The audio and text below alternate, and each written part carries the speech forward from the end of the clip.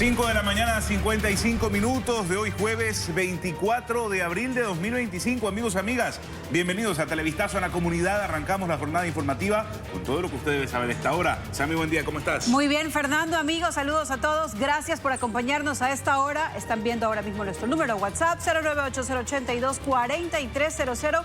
Usted ya sabe que es la línea directa para que se comunique con nosotros y nos cuente también lo que está sucediendo en las calles de Guayaquil. Sí, vamos de inmediato a revisar nuestros titulares para esta emisión informativa. Le contaremos que un taxista murió en medio de un intento de robo en el sur de Guayaquil. El conductor circulaba por la avenida Raúl Clemente Huerta cuando fue baleado en el cuello. Tendremos los detalles de este crimen que ocurrió en plena zona comercial del Guasmo. También secuestraron a la familia de un jugador de Melec en Guayaquil. Un grupo de delincuentes derribó la puerta de la casa con un combo y se llevó a la mujer y al hijo del futbolista. Ya le contamos qué dice la policía. Y también multitudinario adiós al Papa Francisco en el Vaticano. La Basílica de San Pedro permaneció abierta hasta la medianoche por la gran afluencia de feligreses. Y además el cardenal ecuatoriano Luis Cabrera viajó a la Santa Sede por el funeral del pontífice y la instalación del cónclave.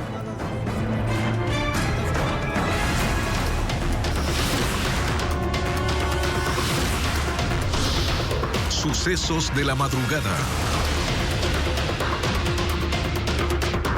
Son las 5 de la mañana, 56 minutos. Vamos a hacer contacto inmediatamente con Ítalo Ruiz. Él se encuentra en el Cantón Durán, donde el bloque de seguridad está ejecutando un nuevo operativo Apolo. Ítalo, cuéntanos si ya hay novedades ahora. ¿Qué tal, Samantha? Buen día. Estamos precisamente con el ministro del Interior, John Reinberg, a quien vamos a consultarle al respecto de estos primeros resultados acá en el sur de Guayaquil, realmente, Samantha. Permítanos, por favor. Ministro, buenos días. Cuéntenos al respecto de esta intervención que se está haciendo esta mañana. Buenos días. Como bloque de seguridad, estamos más de 500 efectivos entre Policía Nacional y Fuerzas Armadas. Hemos intervenido Guasmo 1, 2, 3, La Floresta y Unión de Bananeros, donde nos encontramos actualmente. Hemos querido atacar y debilitar las economías criminales.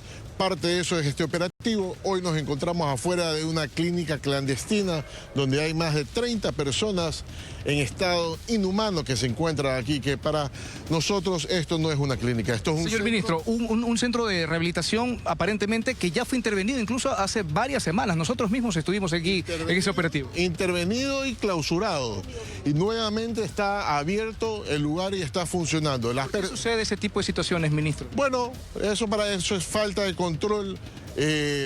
La autoridad pertinente no ha hecho su trabajo y nosotros como Policía Nacional y Fuerzas Armadas sí venimos a cumplir nuestro. No solamente aquí, estamos interviniendo 3 supuestas clínicas más que estaría igual que esta. Pero ahí también el Ministerio de Salud debe estar pendiente de ese tipo de situaciones porque son ellos los que otorgan los permisos al final.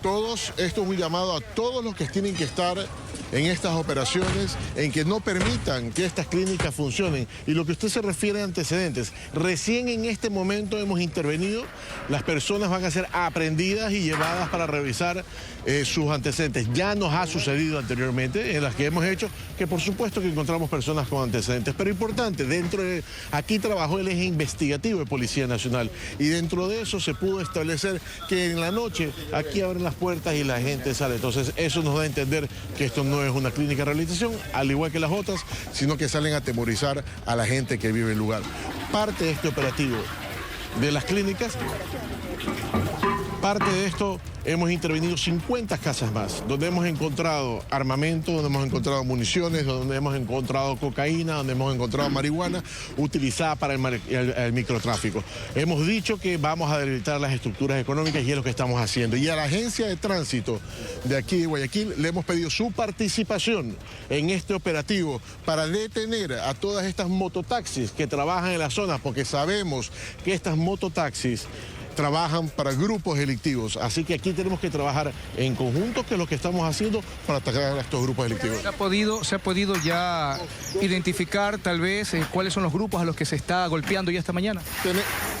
Tenemos 2 detenidos hasta ahorita, tenemos más de 15 aprehendidos y los que vamos a llevar de las clínicas que van a ir en calidad de aprehendidos también. Aquí hemos atendido Mafia 18 y Lagartos. Son los 2 grupos delictivos que estamos afectando en esta zona. Y operativo que no hemos terminado todavía, que vamos a continuar, ¿no?, hasta ver qué resultados más tenemos. Pero importante, ejes preventivos, ejes investigativos y los ejes de inteligencia están trabajando aquí junto a Fuerzas Armadas. Señor ministro, este operativo no culmina. Precisamente hubo una muerte violenta en la zona de La Floresta, acá en el sur de Guayaquil, hace pocas horas. Hubo un intento de robo, una balacera y lamentablemente una persona, un taxista, que no tenía nada que ver, falleció como una víctima colateral. Hay que luchar contra todos estos grupos que precisamente salen a atemorizar en las noches en esta zona. Justamente por eso estamos haciendo los operativos y hacemos las intervenciones. Días atrás conversé con el general de lo importante que era intervenir esta zona de la ciudad, entre otras zonas más que vamos a seguir interviniendo, porque esto no va a parar, esto vamos a seguir. Aquí vamos a devolverle la seguridad a los ecuatorianos y en este caso lo estamos haciendo con los guayaquileños. Okay, muchísimas gracias. Ahí tenemos entonces detalles del operativo Apolo 14 que inició hace pocos minutos. Nosotros en los próximos minutos también les llevaremos más detalles. Fernando, adelante. Ítalo desde el sur de Guayaquil, donde el ministro Reinberg acaba de decir que están realizando un operativo en diferentes sectores del sur, la Cooperativa Unión de Bananeros, Guasmo, Floresta. Vamos a permanecer atentos a esta intervención. Son las 6 de la mañana con 1 minuto.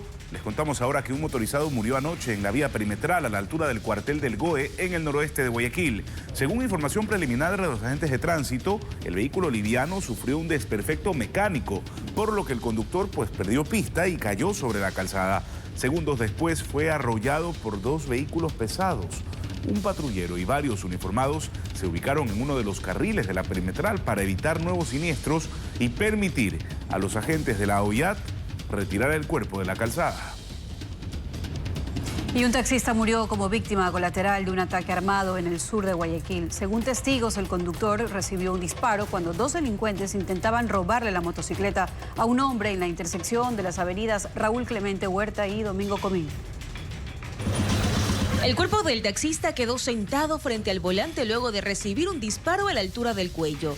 La emergencia se reportó a las 8 de la noche en la intersección de las avenidas Raúl Clemente Huerta y Domingo Comín en el Guasmo, sur de Guayaquil. Según testigos, 2 delincuentes intentaban robarle la motocicleta a un conductor que esperaba el cambio de luz del semáforo, cuando uno de los ladrones disparó y uno de los tiros atravesó la ventana del vehículo e impactó al taxista. El hecho provocó conmoción entre los moradores del sitio, quienes avisaron a los policías. Estos llegaron minutos después y con la ayuda de un patrullero de la ATM cerraron los carriles de la avenida Raúl Clemente Huerta desde el Mercado Las Exclusas hasta el Monasterio Santa Clara, lo que provocó gran congestionamiento, pues se trata de una zona comercial del Guasmo Central. Los moradores también mencionaron que otras 2 personas resultaron heridas pero fueron llevadas a casas de salud. Los agentes revisaron los videos de las cámaras instaladas en las 2 avenidas y locales del sector para identificar a los delincuentes y verificar si realizaron el robo de la moto. La circulación de la Raúl Clemente Huerta fue habilitada 2 horas después, tras de realizar el levantamiento del cadáver. Lamentable, una víctima colateral más del crimen. Y un grupo de hombres irrumpió en la casa de un jugador de Emelec y secuestró a su mujer y a su hijo de 5 años. Según la policía, los criminales usaron un combo para derribar la puerta de la vivienda. El hecho ocurrió en el sector de Mucholote, donde ya se han registrado otros raptos también. Eran las 2:50 de la madrugada de ayer, cuando un grupo de hombres armados entró abruptamente a esta casa luego de derribar la puerta con un combo. Una vez adentro, los sujetos preguntaron por el dueño de la casa, un jugador del Club Sport Emelec, y al recibir la negativa por parte de su esposa, se la llevaron secuestrada junto con su hijo de 5 años. Él, a ver que lo que pasaba, se esconde bajo la cama en donde se encontraba descansando. Pudo escuchar de que ingresaron algunos sujetos al interior del dormitorio. Él, a ver esto, sale por la ventana y bueno, cuando ellos se retiran, puede indicar de que estos individuos se trasladaban en una camioneta doble cabina. El coronel Edison Rodríguez, jefe del distrito Pascuales, indicó que tras lo sucedido, el futbolista pidió ayuda inmediatamente a la policía. La UNACE y bueno, ellos ya están manejando el caso. Nosotros como eje preventivo inmediatamente lo que hemos dado es las facilidades a fin de continuar con los patrullajes en el sector. Ya la UNACE, como lo dije, se encuentra con las investigaciones y esperemos tener un resultado positivo en las próximas horas. El secuestro de los familiares del futbolista ocurrió en Mucholote 2 y en la misma etapa de la ciudadela en la que el pasado 6 de enero raptaron al dueño de una despensa. También luego que los delincuentes abrieran la puerta con un combo. En ese caso, la víctima logró ser liberada casi una semana después. Según el coronel Rodríguez, 16 personas han sido rescatadas en el distrito Pascuales en lo que va del año. Son las 6 de la mañana con 5 minutos y muchísima precaución a esta información que les vamos a dar al usar también los cajeros automáticos, porque los delincuentes están vigilando a los usuarios y luego los siguen para asaltarlos con violencia. Uno de estos casos ocurrió en los exteriores de un centro comercial del norte de Guayaquil. Las cámaras de seguridad del sector muestran el momento del ataque. Un hombre que acababa de retirar $10 de un cajero automático dentro de un centro comercial fue interceptado a pocos metros por delincuentes. 2 hombres en moto lo golpearon brutalmente, lo tiraron al piso y le rastrillaron un arma en la cabeza. En exclusiva para Televistazo, la víctima relató el minuto de terror que vivió. El de la moto que estaba guardando decía, sí, él es el del cajero, 2 veces me rastrillaron un revólver, me revisaron hasta las partes íntimas, todo revisaban porque ellos querían el dinero. Luego de revisar las cámaras de mis vecinos, las cámaras de seguridad, yo identifico a uno de los que me asaltan que estaba dentro del centro comercial. Su testimonio deja en evidencia que los delincuentes lo siguieron y lo atacaron afuera del centro comercial en plena vía pública. El hecho ocurrió en la ciudadela La Alborada, sexta etapa, norte de Guayaquil. La pinta salen del centro comercial. De ahí sobre la policía, ¿qué puedo decir? Llegaron 33 minutos tarde y llegaron a darme las penas de que ellos no tienen actualmente patrulleros, no tienen sistema de rastreo. Los moradores denuncian además que los robos en moto son constantes en esa zona y que incluso los parques se han convertido en escondites para los delincuentes. Esperan que pase, por ejemplo, una persona con cartera para seguirla. Mi esposa a veces tiene que salir al City Mall, pero ella se pone pilas y ella tiene que acelerar el paso o juntarse con personas que están conversando para que no le roben. 6 y 7 de la mañana hay una moto con 2 individuos de color que desde la calle de atrás se viven dando la vuelta y asaltan a quien puede. Los vecinos aseguran que este tipo de delitos aumentan los días de quincena y fin de mes, cuando las personas retiran sus sueldos. Pude hablar con alguien dentro del centro comercial, me dan cuenta de que los cajeros de un supermercado muy conocido que está en el interior del centro comercial, pero son los clientes fijos cada quincena y fin de mes que a los pobres chicos también les roban saliendo de su trabajo. Solicitamos una entrevista a la Policía Nacional, pero hasta el cierre de este reporte no hubo respuesta. Y tampoco sobre la posible presencia de una banda delictiva que estaría operando en los alrededores del centro comercial. Mucho ojo con los sacapintas. Y se conocen nuevos datos sobre el cuerpo calcinado que fue hallado en el malecón del Salado. La Fundación Siglo XXI informó ayer en un comunicado que la primera hipótesis que se maneja de lo sucedido es que la víctima intentó sustraer cables del lugar y se electrocutó. Y aunque el cadáver fue hallado el 22 de abril en la intersección de las calles Balsar y La 8, según la Fundación, no se reportó ninguna alerta ante las entidades de respuesta, incluido el Cuerpo de Bomberos. Sin embargo, recalcó que las autoridades judiciales serán quienes determinen cuáles fueron las circunstancias que originaron este hecho. Asimismo, hizo un llamado a la Policía Nacional para trabajar en conjunto y así combatir los robos por parte de chamberos que se están llevando todo de estos espacios públicos.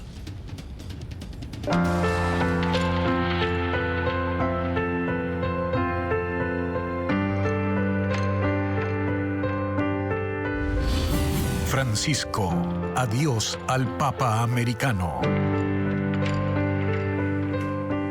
Y decenas de miles de fieles se acercaron a despedir al Papa Francisco en la Basílica de San Pedro. Y ante la gran cantidad de personas fue necesario que las puertas para el velatorio permanezcan abiertas desde ayer hasta las 5 de la mañana de hoy y volviera a abrir 2 horas después, mientras que la Santa Sede anunció que los tradicionales 9 días de duelo por un papa van a comenzar el sábado. La capilla ardiente en honor al fallecido papa debía finalizar a la medianoche del miércoles. Pero debido a la avalancha de fieles que no dejaba de llegar, la Basílica de San Pedro no pudo cerrar sus puertas prácticamente en toda la noche. Así también, la seguridad del Vaticano se vio obligada a reorganizar los accesos para permitir un flujo constante y ordenado. Las personas esperaron en largas colas que llegaban hasta las calles laterales que rodean al Vaticano, movidos por el deseo de dar el último adiós al Papa. Dentro de la basílica reinó un ambiente de reflexión y recogimiento, con cantos suaves y oraciones que apenas rompían el silencio del lugar. El cuerpo del Papa Francisco yace en reposo dentro de un ataúd de madera, colocado sobre el altar de la confesión, cerca de la tumba de San Pedro. Autoridades políticas y eclesiásticas acudieron este miércoles para despedir a Francisco. La primera ministra italiana Giorgia Meloni fue una de las primeras en pasar. Pero en medio de la multitud resaltó una religiosa con mochila verde al hombro, que rompió el protocolo y se quedó de pie junto al féretro, orando y llorando en silencio durante varios minutos. Era la hermana Genevieve Jennings-Gross, de 81 años, amiga de Francisco y miembro de la Orden de las Hermanitas de Jesús, un personaje clave para acercar al Papa a las poblaciones más vulnerables de Roma. El Vaticano anunció que los novendiales, los tradicionales 9 días de duelo por un Papa, comenzarán el sábado 26 de abril con la celebración de la misa funeral en la Basílica de San Pedro. Entonces se dará inicio a una serie de homenajes que se extenderán hasta el domingo 4 de mayo. Y el cardenal ecuatoriano Luis Cabrera viajó ayer desde Guayaquil hacia el Vaticano para asistir al funeral del Papa Francisco y luego al cónclave para elegir al nuevo pontífice. Antes de tomar su vuelo con escala, Guayaquil, Quito, Roma, dio unas breves declaraciones en el aeropuerto José Joaquín de Olmedo y detalló cuál va a ser su agenda. En ese orden informó que los protocolos señalan que luego del funeral del Papa Francisco, que será este sábado 26 de abril, se dan 8 días de celebraciones y después el decano del colegio cardenalicio convoca al cónclave. Expuso que la iglesia y la obra continúa y que espera que ningún interés humano pueda prevalecer en la elección del nuevo vicario de Cristo. Los cálculos políticos o sociológicos no tienen mayor importancia, de verdad, lo digo con todo el corazón. Al menos esas categorías que a veces se manejan, si va a ser progresista, si va a ser conservador, si va a ser tradicionalista, si va a ser reformador, digo, son categorías actuales que no podemos endosar a los tiempos de Jesús. O sea, el Evangelio tiene sus propias categorías. ¿Qué categorías? De servicio, de entrega, y gente que esté dispuesta pues, a dar lo mejor de sí mismo para que el Evangelio sea conocido. Entonces, en ese sentido voy con mucha tranquilidad, sabiendo que el Espíritu Santo, lógicamente a través de las personas, nos irá iluminando, guiando, sin restar la importancia que tenemos de elegir pues aquella persona que el Señor inspire, suscite en ese momento adecuado.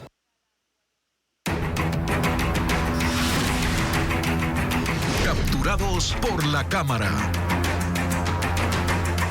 Son las 6 de la mañana con 13 minutos. Iniciamos los capturados por la cámara mostrándoles este asalto que sufrió un joven en el sector de Santa Mónica, en el sur de Guayaquil. Sí, estos delincuentes emboscaron al muchacho al pie de un cerramiento, ahí estamos viendo la imagen, y a punta de pistola le quitaron todas sus pertenencias. Incluso se escucha al señor que pide ayuda, pide auxilio, indicando que estos eran ladrones. Claro, pues querían robarle todo al chico, porque incluso pues se ve cómo revisaron todos los bolsillos del pantalón y luego de cometer el delito los criminales huyeron en la motocicleta y segundos después los siguió pues el ciudadano perjudicado intentando alcanzarlos para recuperar sus pertenencias, pero desconocemos qué pasó después. Claro, el tema es que cuando las personas están por ingresar a las viviendas o pasar por estos cerramientos, es un momento pues de vulnerabilidad y que los delincuentes aprovechan y ellos no pueden ingresar, no pueden hacer nada y se ven acorralados por los delincuentes. Son apenas segundos críticos, por eso hay que estar alerta, a ver a todos lados antes de ingresar a un portón o a una vivienda. Vean ahora cómo un hombre fue asaltado por 2 delincuentes en la ciudadela universitaria de Portoviejo, en Manabí. En las imágenes se observa que el ciudadano, pues aparentemente en estado etílico, eso dice la denuncia que llegó a nuestro WhatsApp, caminaba por una botella cuando fue abordado por los criminales. Sí, el hombre iba con una botella en la mano, por eso aparentemente pensamos o decimos que iba en estado etílico. Y se ve que el delincuente lo aborda, sí, pero el hombre pone un poco de resistencia, ¿no? Esto le pudo haber pasado una mala jugada porque el delincuente pudo haber accionado esa arma de fuego y pudo haber salido peor. En todo caso, se ve la imagen que al hombre le roban un canguro y el señor, la víctima en este caso, pues ya se queda tranquilo, seguramente recapacitó en esos momentos porque hay personas que cuando están bajo estado etílico se ponen un poquito bravitos y bueno, pues no, ahí se enfrentan a cualquier persona. Claro, se desinhiben, toman actitudes pues un tanto violentas, riesgosas, ¿no? Porque en este caso expuso su integridad al forcejear con este delincuente que iba armado. Vamos ahora a contarles que un guardia de seguridad fue asaltado en Guayaquil. El agente, ustedes ven, estaba conversando con otro ciudadano cuando fue sorprendido por el criminal que le lanza pues la comida por el piso. Claro, el ladrón sacó el arma y ahí lo amenazó, ¿no? Y la tarrina de la comida incluso terminó en el piso mientras su acompañante y otros transeúntes pues se alejaron rápidamente al ver a los delincuentes que amedrentan al guardia de seguridad, que claro, él se sorprende, por eso lanza, ustedes ven, la tarrina de comida y él en un intento de huir pues lo ponen contra la pared y le quitan su arma de dotación. Y eso es lo que está ocurriendo últimamente, ¿no? Que le roban a los guardias de seguridad sus armas. Claro, luego termina este armamento en actividades criminales y es lo que ocurre en Guayaquil.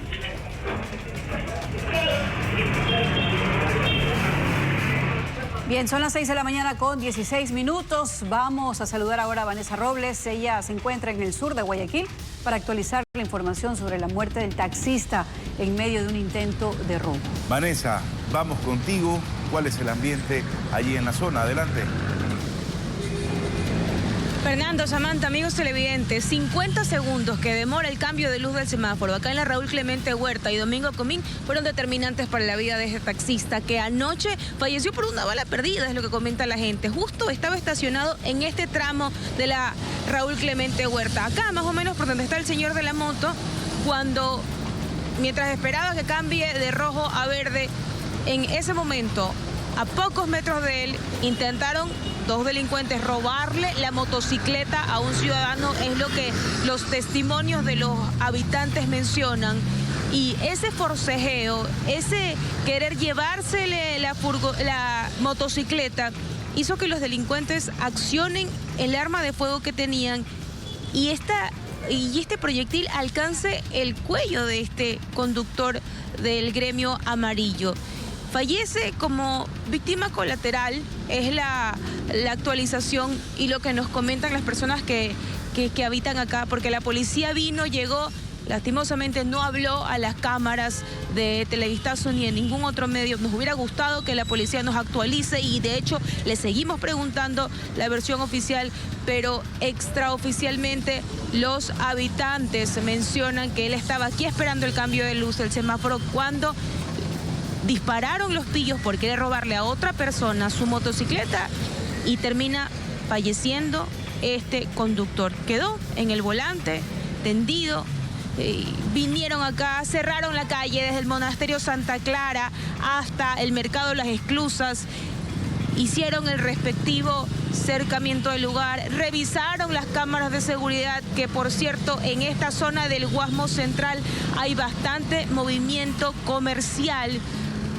Se hicieron las respectivas investigaciones, pero hasta ahora no se ha dado con ninguno de los implicados en este presunto robo que terminó en el asesinato de una persona que no tenía nada que ver, que estaba parqueada esperando el cambio de luz del semáforo, quizá yéndose a trabajar, ya de retirada a su casa, y falleció producto de una bala perdida. Eso es lo que pasó acá en el Guasmo Central, al sur de Guayaquil, y seguimos esperando una actualización oficial por parte de la policía de este nuevo hecho violento. Buenos días.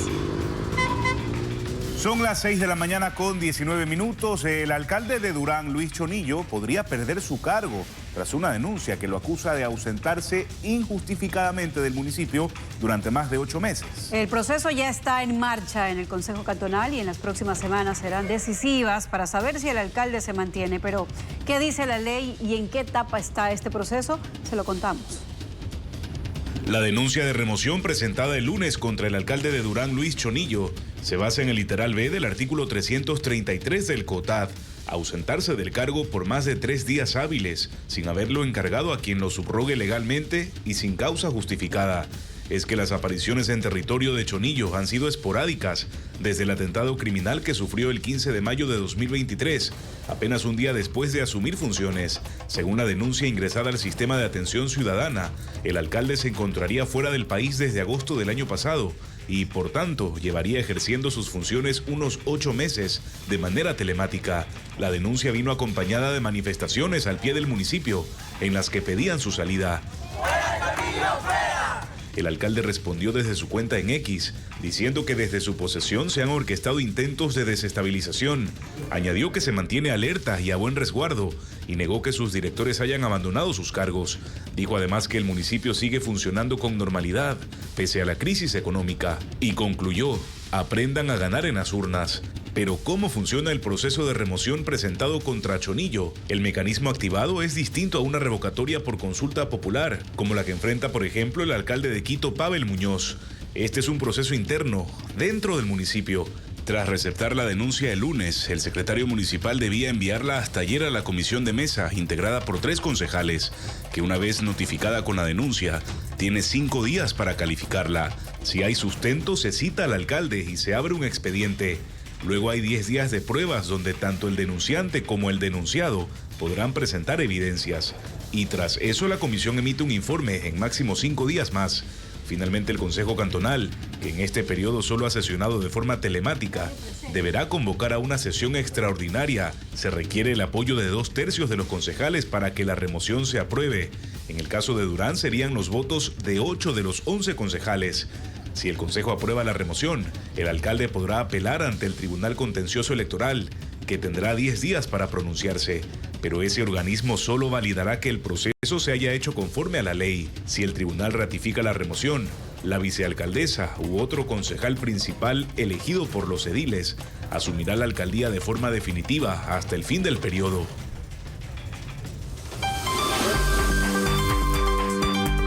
El estado del tiempo.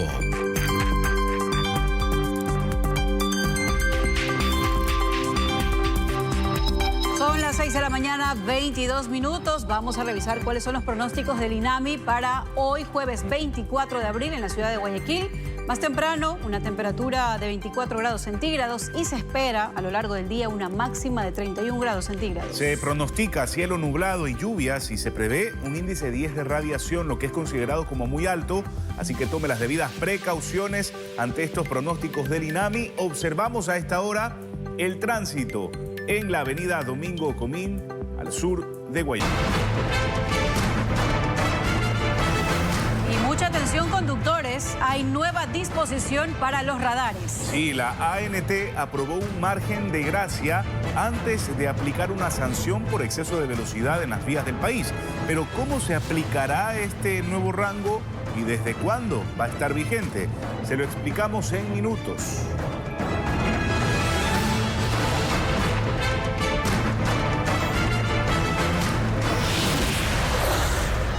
Son las 6 de la mañana, 28 minutos. Ayer un incendio consumió un local en las calles Ayacucho y Chimborazo, en la bahía de Guayaquil. Sí, según testigos, el siniestro ocurrió alrededor de las 7:30 por un desperfecto mecánico, eléctrico más bien. El fuego consumió maletas y otro tipo de mercadería que estaba en el kiosco. Los bomberos controlaron rápidamente las llamas, que no contaminó otros locales. No hubo personas heridas por esta emergencia y las pérdidas de la mercancía ascienden a más de $5.000.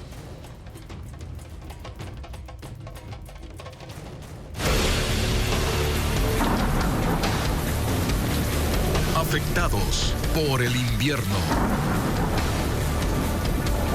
Anoche se reportó una gran congestión vehicular en la vía Luján-Babahoyo, que permanece inundada. Según información de los agentes de tránsito, varios vehículos quedaron atrapados entre los kilómetros 53 y 54, y no solo por el agua, sino también por un socavón que se registró en esa vía. Un bus interprovincial de la cooperativa Flota Imbabura, por ejemplo, quedó atascado a un costado de la carretera y los pasajeros, como ustedes observan en las imágenes, tuvieron que bajar de la unidad en medio de la inundación para ver si hacían algún tipo de transbordo, ¿no? Mientras que los agentes intentaban también agilitar la circulación vehicular con el agua a la altura de las rodillas. Ahí vemos ya algunas imágenes también. Se recomienda tomar rutas alternas como la T de Baba, La Victoria, San Borondón, Vía Bolívar, Pueblo Nuevo. Y el cantón Balsar en Guayas sufre también los estragos del invierno. Las lluvias y las descargas de la represa Daule Peripa incrementan el nivel del río. 40 recintos permanecen inundados. Hay 1000 familias perjudicadas y 150 personas fueron trasladadas a un albergue, como informa Luis Alfredo Zúñiga. La descarga de agua obligatoria en la represa Daule Peripa continúa. El nivel del río Daule sigue subiendo y la afectación en los cantones asentados en sus riberas es crítica. En Balsar, provincia del Guayas, a 78 kilómetros de la represa, las consecuencias se sufren en las zonas rurales. 40 de sus recintos están inundados, entre ellos el Congo, que está incomunicado, además de San Pableño, Chicompe y Cerrito, al sur del cantón. La unidad educativa Salamina está bajo el agua y las viviendas solo se pueden recorrer en canoas o botes. Hay personas que se han salido a la loma, hay casas, esas casas están vacías. Nos quedamos sin trabajo porque yo ahí tengo un arroz que he sembrado, se me ha ido a pique, un maíz que tengo por allá también. En los recintos hay 1000 familias perjudicadas. 3000 hectáreas en afectación. Hablamos de cultivos como arroz, cacao, maíz. 150 familias ya fueron evacuadas y están en un albergue en la unidad educativa Luis Godín. Si usted viera el agua más o menos de hasta ahí, de esta altura. Ya eso se fue, ya no se alcanza y ahí tengo mis cosas, estoy preocupado aún todavía. Todos esos animalitos ya se nos han muerto porque se subieron árboles, porque no se podían coger y entonces por el hambre ya se mueren. Se espera que más familias lleguen en las próximas horas y el cantón ya analiza una declaratoria de emergencia. Y aumenta el número de sectores inundados en Santa Lucía, provincia del Guayas. Hay 4.200 familias perjudicadas. Sí, y el nivel del río Daule sigue subiendo, afectando también 7.000 hectáreas de cultivos, como informa Luis Alfredo Zúñiga.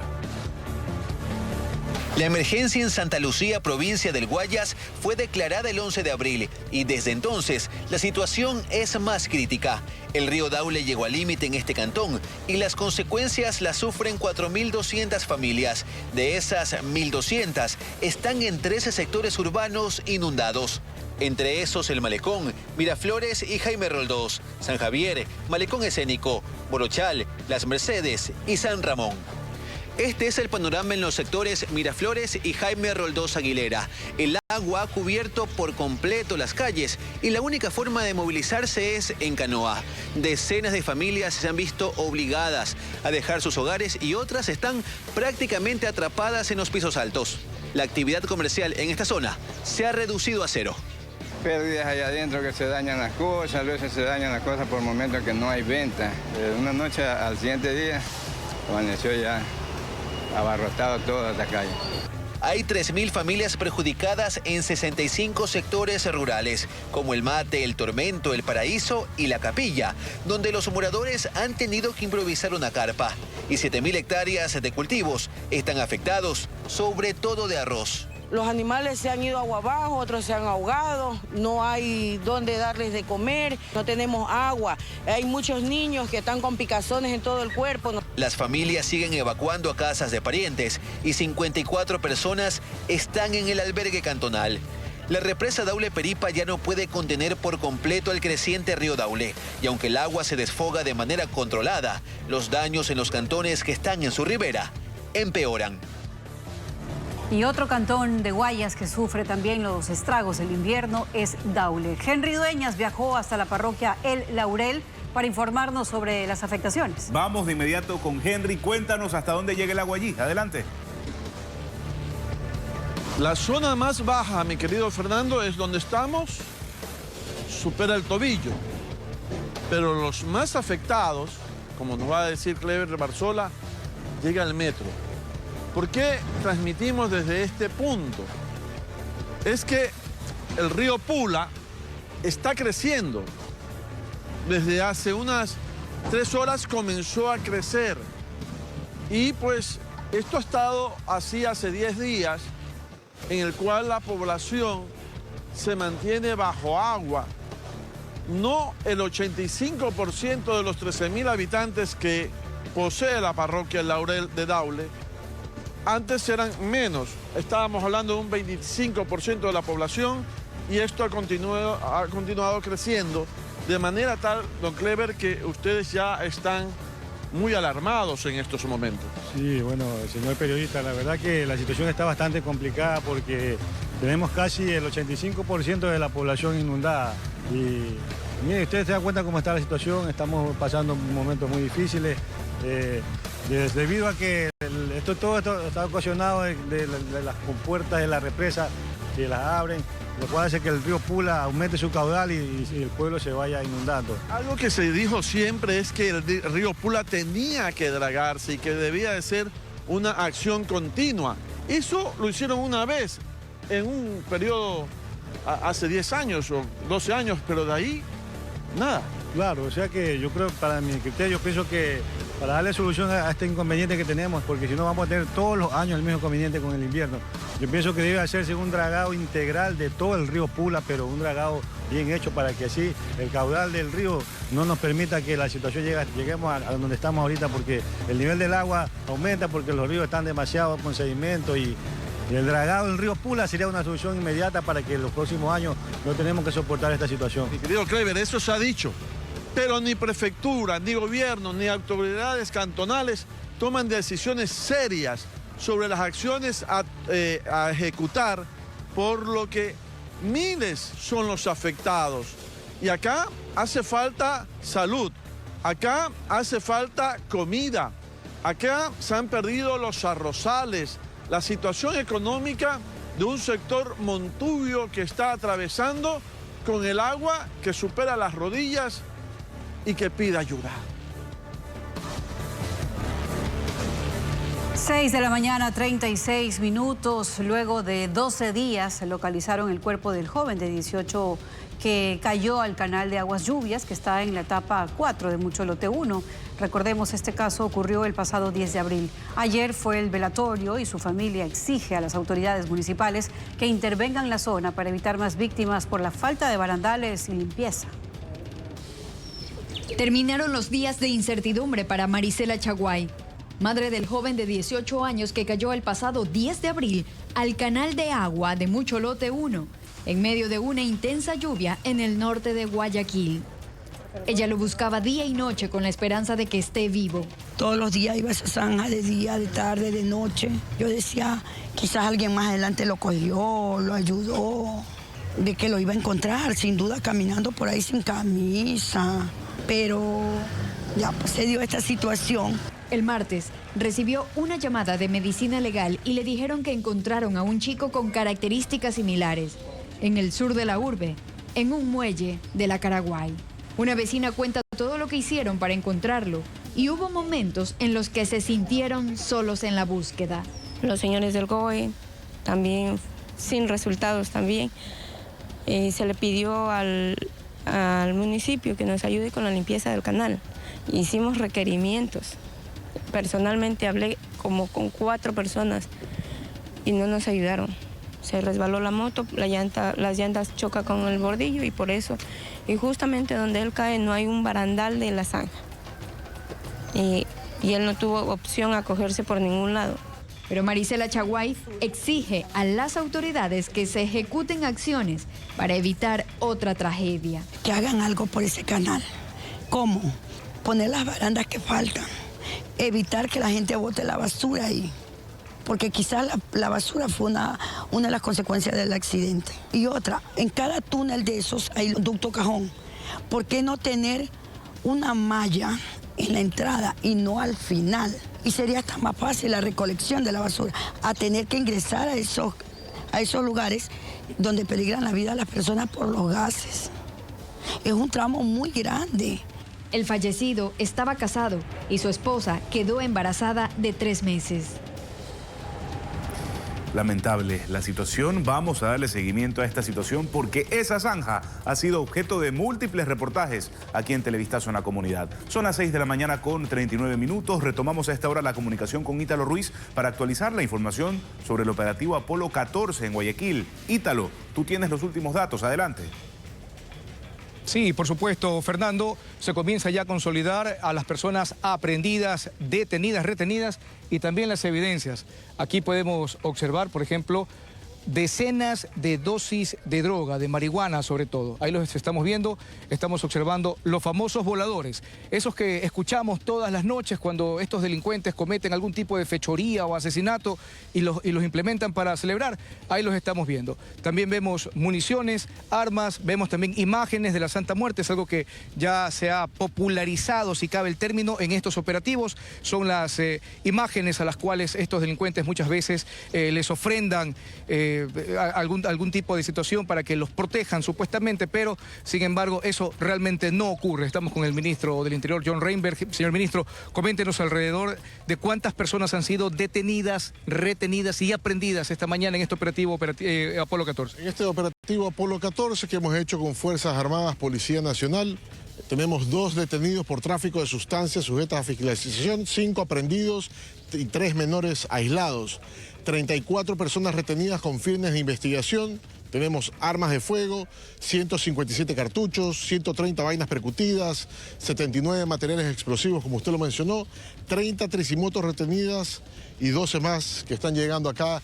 Y esto, importante que la gente sepa, estas mototaxis son utilizadas como formas de financiamiento de los grupos delictivos y es importante el trabajo investigativo que hizo la Policía Nacional y el trabajo en conjunto con Fuerzas Armadas y ATM para detener estas motos porque son motos irregulares.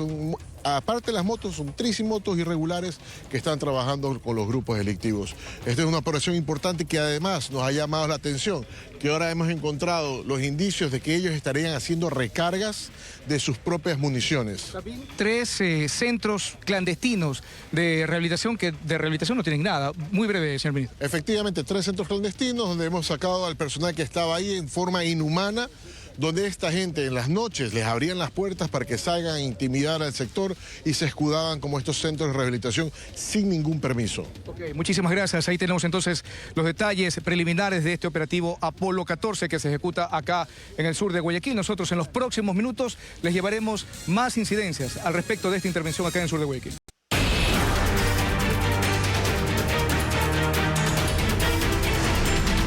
6 de la mañana, 46 minutos. Mucha atención, la ANT, la Agencia Nacional de Tránsito, aprobó un margen de tolerancia de entre 5 y 7 kilómetros para aplicar las sanciones por exceso de velocidad. Sí, y este parámetro deberá ser considerado en la calibración de los radares y hasta el momento ningún municipio ha presentado las certificaciones que habiliten el funcionamiento de los dispositivos. Ahora habrá un margen de gracia antes de aplicar una multa por exceso de velocidad. La Agencia Nacional de Tránsito aprobó el pasado 21 de febrero el reglamento que establece el margen de seguridad o tolerancia. Se aplicará la multa cuando la velocidad rebase 5 kilómetros de límite si se mide con un radar fijo y 7 kilómetros más si se mide con un radar móvil. La velocidad máxima en zona urbana es de 50 kilómetros por hora, 90 kilómetros por hora en carreteras para livianos y 70 transporte público. Los márgenes de tolerancia, según la ANT, evitarán sanciones erróneas como consecuencia de variaciones en la medición de la velocidad del vehículo. Los radares deben ser calibrados tomando en cuenta esos márgenes para obtener la certificación de funcionamiento. La ANT dijo a Televistazo que hasta el momento ningún municipio ha obtenido esa certificación y todos los radares del país están inhabilitados, tengan o no el sello de clausura. Por lo tanto, las multas emitidas a partir del 21 de febrero por cualquier dispositivo fijo o móvil no son válidas y pueden ser impugnadas. Los conductores que han sido notificados con sanciones por exceso de velocidad pueden denunciarlo enviando una foto de la multa al correo electrónico radares@ant.gov.es y usar como prueba de impugnación la respuesta de la Agencia Nacional de Tránsito. 6 de la mañana, 48 minutos y continúan llegando los fieles a la Basílica de San Pedro para despedir al Papa Francisco. Y para conocer las últimas novedades, hacemos contacto con Diego Borbolla de la Alianza Informativa, quien tiene un informe desde el Vaticano. Adelante, Diego. Ciudad del Vaticano vive con emotividad y mucha fe y devoción el último adiós a su santidad el Papa Francisco en la Basílica de San Pedro.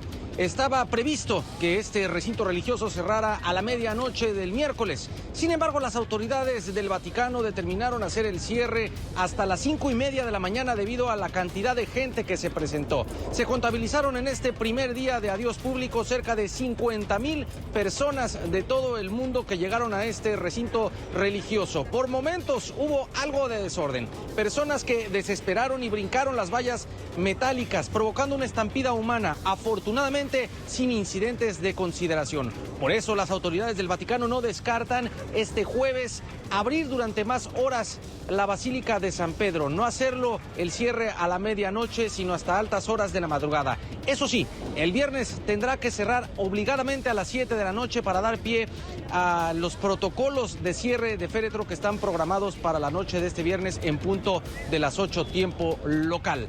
Y de esta manera dar pie a los funerales que se esperan el sábado por la mañana. Actividades que se van a conjugar con un jubileo de adolescentes donde se espera la llegada de alrededor de 70,000 personas. Entonces, el fin de semana estaremos observando el clímax de todas estas actividades funerarias del Papa Francisco. Yo soy Diego Borbolla para Ecoavisa. 6 de la mañana, 50 minutos. Nos vamos a una pausa, pero al volver en contacto directo estará Gloria Ardaya Salinas del Centro de Investigaciones Económico y Social de Bolivia para analizar la relación de China con la región tras la guerra arancelaria declarada por Donald Trump. También estará Lorena Herrera Vinelli, internacionalista y docente de la Pontificia Universidad Católica del Ecuador, para analizar en el mismo marco específicamente el caso de Ecuador y el gigante asiático. Ya volvemos. 7 de la mañana con 33 minutos en Televistazo en la comunidad. Le contamos que un taxista murió como víctima colateral de un ataque armado en el sur de Guayaquil. Y según testigos, el conductor recibió un disparo cuando dos delincuentes intentaban robarle la motocicleta a un hombre en la intersección de las avenidas Raúl Clemente Huerta y Domingo Comín. El cuerpo del taxista quedó sentado frente al volante luego de recibir un disparo a la altura del cuello. La emergencia se reportó a las 8 de la noche en la intersección de las avenidas Raúl Clemente Huerta y Domingo Comín en el Guasmo, sur de Guayaquil. Según testigos, dos delincuentes intentaban robarle la motocicleta a un conductor que esperaba el cambio de luz del semáforo, cuando uno de los ladrones disparó y uno de los tiros atravesó la ventana del vehículo e impactó al taxista. El hecho provocó conmoción entre los moradores del sitio, quienes avisaron a los policías. Estos llegaron minutos después y con la ayuda de un patrullero de la ATM cerraron los carriles de la avenida Raúl Clemente Huerta desde el Mercado Las Exclusas hasta el Monasterio Santa Clara, lo que provocó gran congestionamiento, pues se trata de una zona comercial del Guasmo Central. Los moradores también mencionaron que otras dos personas resultaron heridas pero fueron llevadas a casas de salud. Los agentes revisaron los videos de las cámaras instaladas en las dos avenidas y locales del sector para identificar a los delincuentes y verificar si realizaron el robo de la moto. La circulación de la Raúl Clemente Huerta fue habilitada 2 horas después, tras realizar el levantamiento del cadáver. Y un grupo de hombres irrumpió en la casa de un jugador de Emelec y secuestró a su mujer e hijo de 5 años. Según la policía, estos criminales usaron un combo para derribar la puerta de la vivienda. Este hecho ocurrió en el sector de Mucho Lote, donde ya se han registrado otros raptos. Eran las 2:50 de la madrugada de ayer, cuando un grupo de hombres armados entró abruptamente a esta casa luego de derribar la puerta con un combo. Una vez adentro, los sujetos preguntaron por el dueño de la casa, un jugador del Club Sport Emelec, y al recibir la negativa por parte de su esposa, se la llevaron secuestrada junto con su hijo de 5 años. Él, a ver que lo que pasaba, se esconde bajo la cama de donde se encontraba descansando. Pudo escuchar de que ingresaron algunos sujetos al interior del dormitorio. Él, a ver esto, sale por la ventana y bueno, cuando ellos se retiran, puede indicar de que estos individuos se trasladaban en una camioneta doble cabina. El coronel Edison Rodríguez, jefe del distrito Pascuales, indicó que tras lo sucedido, el futbolista pidió ayuda inmediatamente a la policía. Aún nace y bueno, ellos ya están manejando el caso. Nosotros como eje preventivo inmediatamente lo que hemos dado es las facilidades a fin de continuar con los patrullajes en el sector Ya la UNAS, como lo dije, se encuentra con las investigaciones y esperemos tener un resultado positivo en las próximas horas. El secuestro de los familiares del futbolista ocurrió en Mucho Lote 2 y en la misma etapa de la Ciudadela en la que el pasado 6 de enero raptaron al dueño de una despensa. También luego que los delincuentes abrieran la puerta con un combo.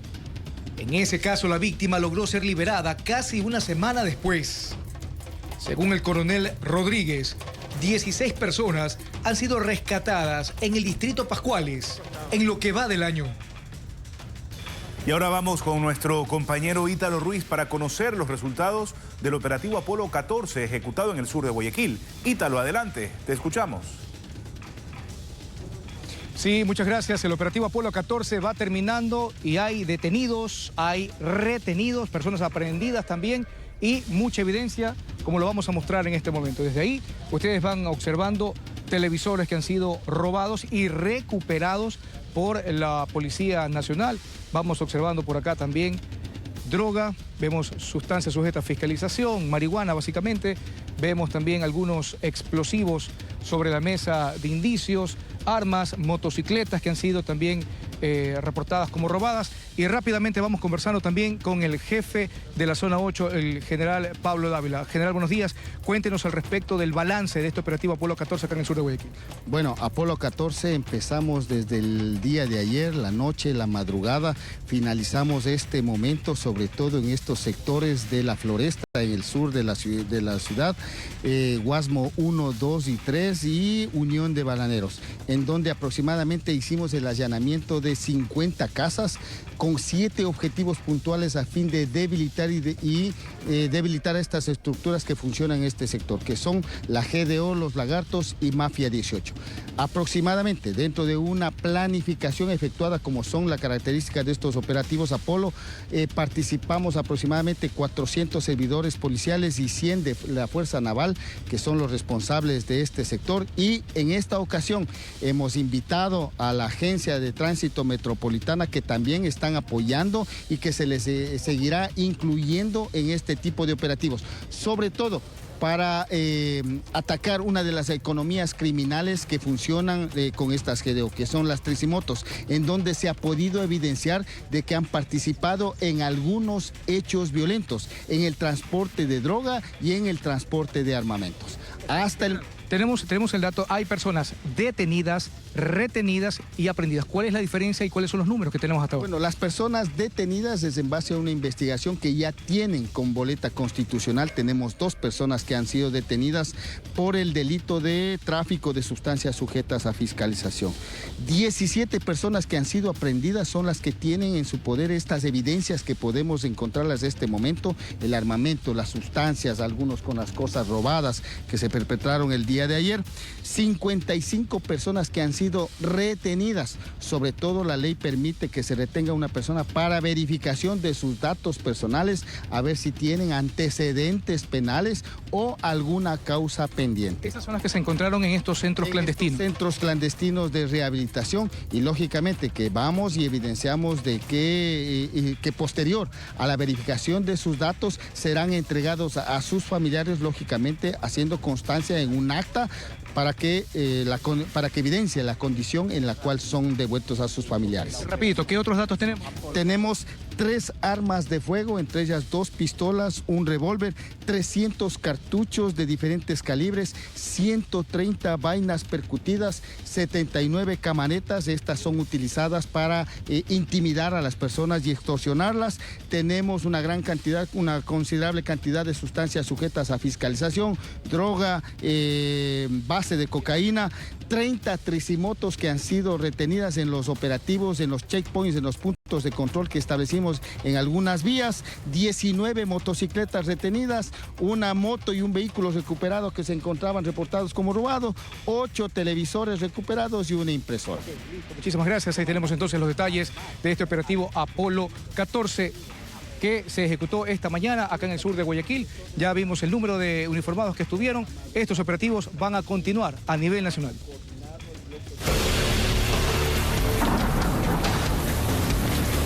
Afectados por el invierno.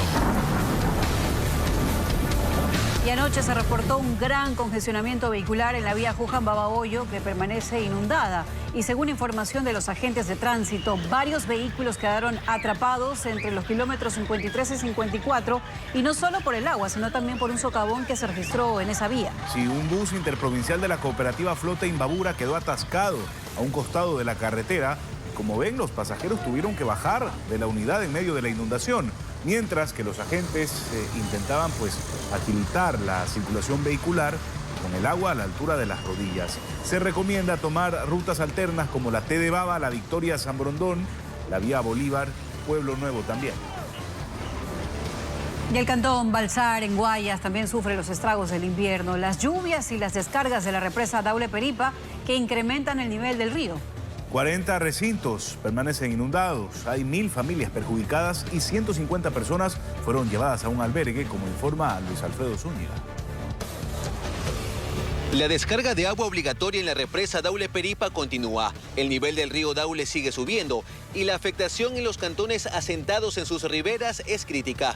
En Balsar, provincia del Guayas, a 78 kilómetros de la represa, las consecuencias se sufren en las zonas rurales. 40 de sus recintos están inundados, entre ellos el Congo, que está incomunicado, además de San Pableño, Chicompe y Cerrito, al sur del cantón.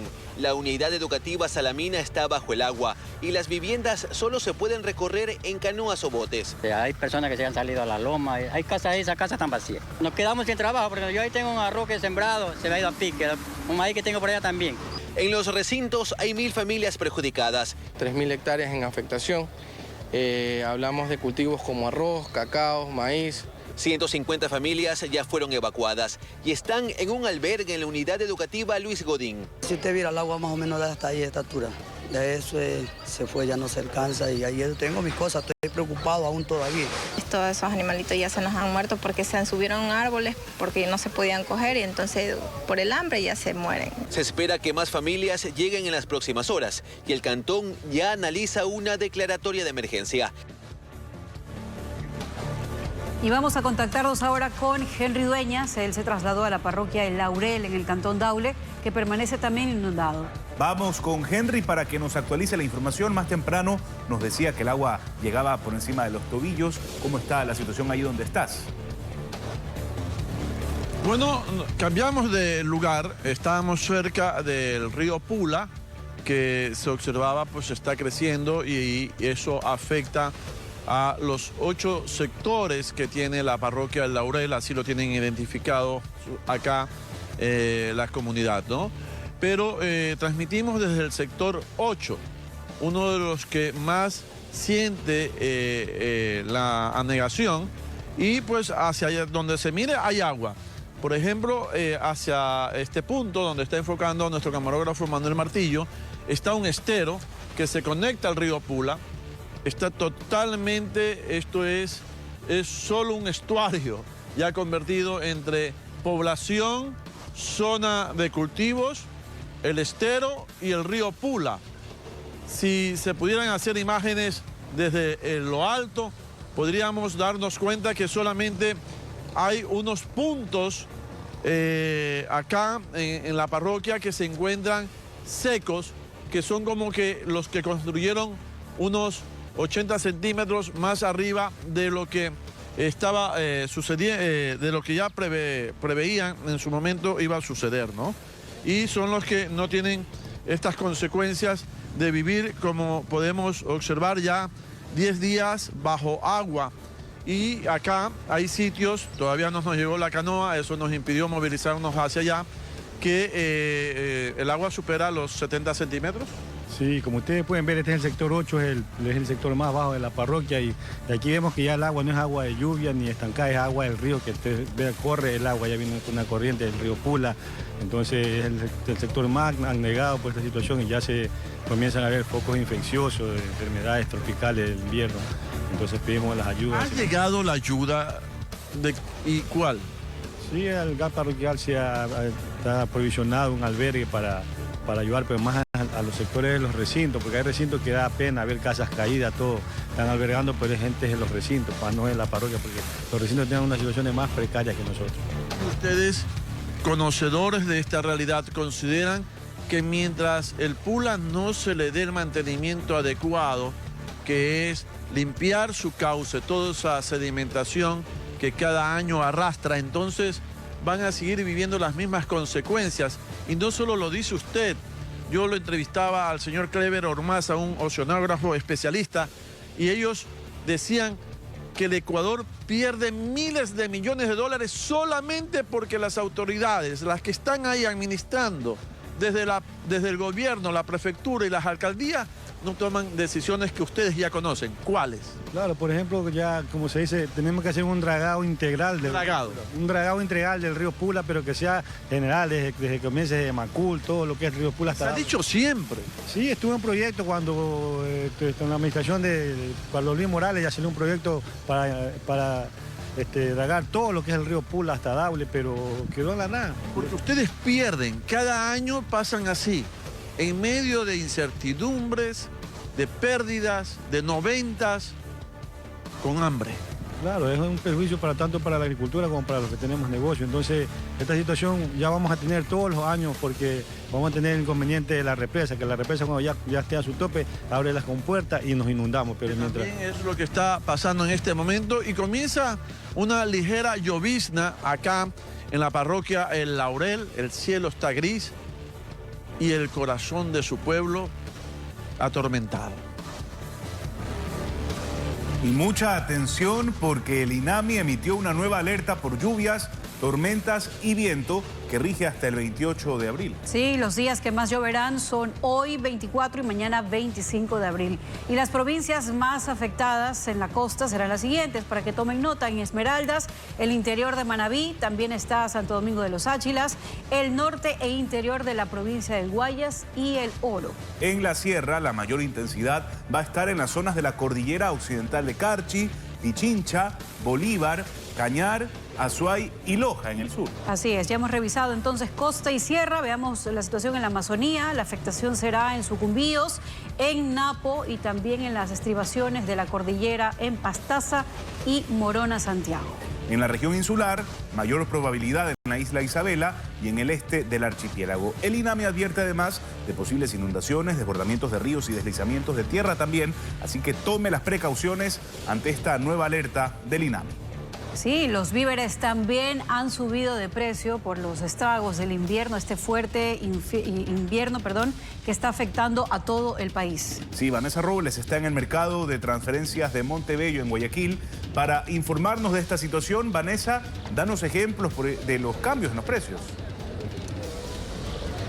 Fernando, Samantha, amigos televidentes, así lo hemos identificado. De hecho, estamos acá en el mercado de transferencia de víveres en Montebello, desde donde se distribuyen los productos de primera necesidad a todos los mercados de la red municipal, por ejemplo, en Guayaquil y otros cantones también que vienen a comprar acá. Estamos justo con el intendente y al menos en 7 andenes han pedido que corrijan el precio, por ejemplo, del limón. Acá lo estaban vendiendo, de acuerdo a la pizarra, en $22 el saco, cuando debería costar $12.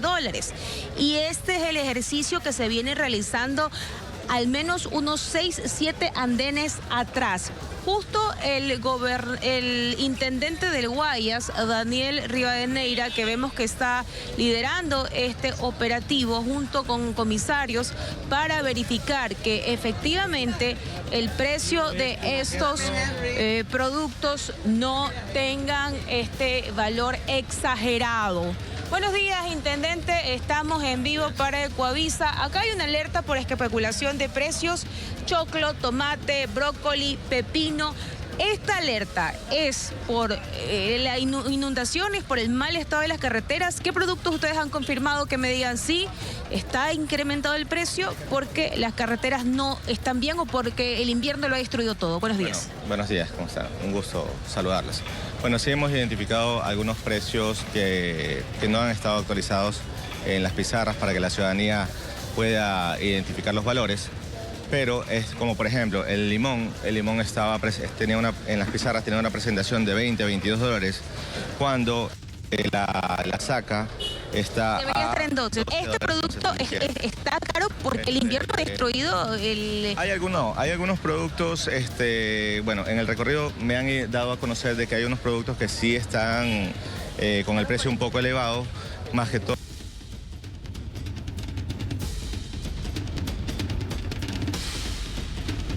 por ejemplo, el pimiento. ¿Cuál más? El pimiento, el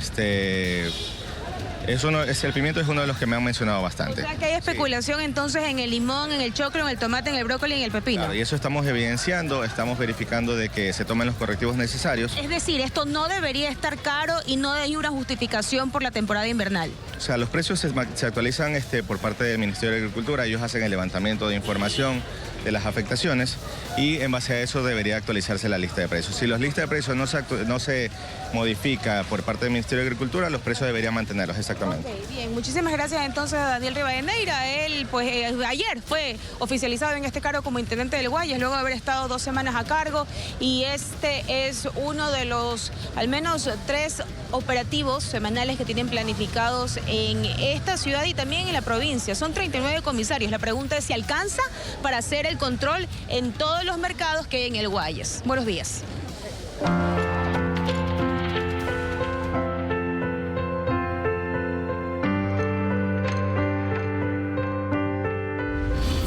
Francisco, adiós al Papa americano.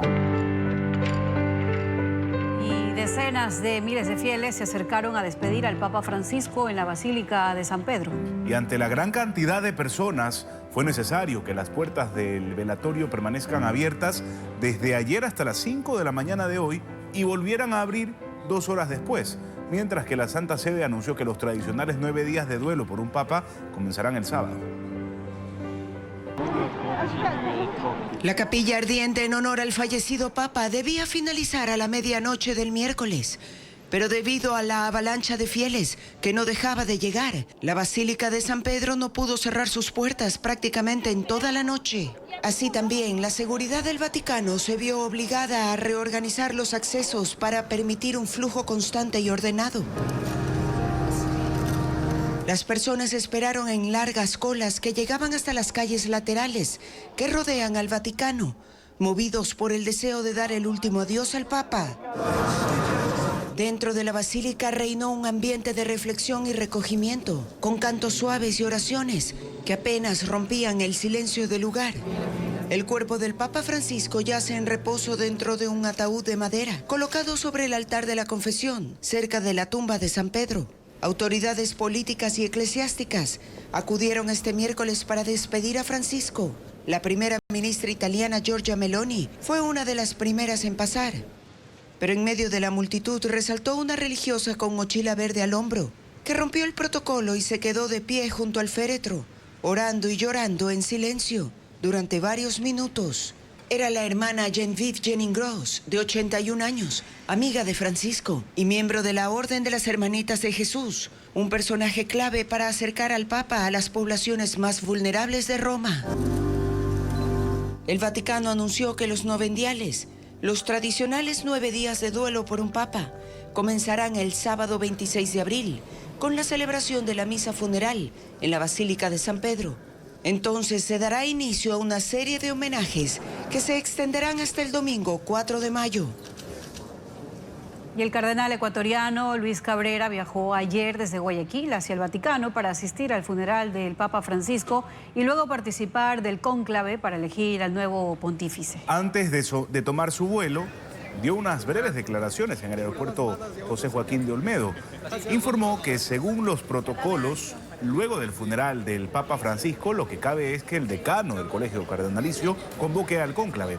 Dijo que espera que ningún interés humano pueda prevalecer en la elección del nuevo vicario de Cristo. Vamos a escuchar parte de sus declaraciones. Los cálculos políticos o sociológicos no tienen mayor importancia, de verdad, lo digo con todo el corazón. Al menos esas categorías que a veces se manejan, si va a ser progresista, si va a ser conservador, si va a ser tradicionalista, si va a ser reformador, digo, son categorías actuales que no podemos endosar a los tiempos de Jesús. O sea, el Evangelio tiene sus propias categorías.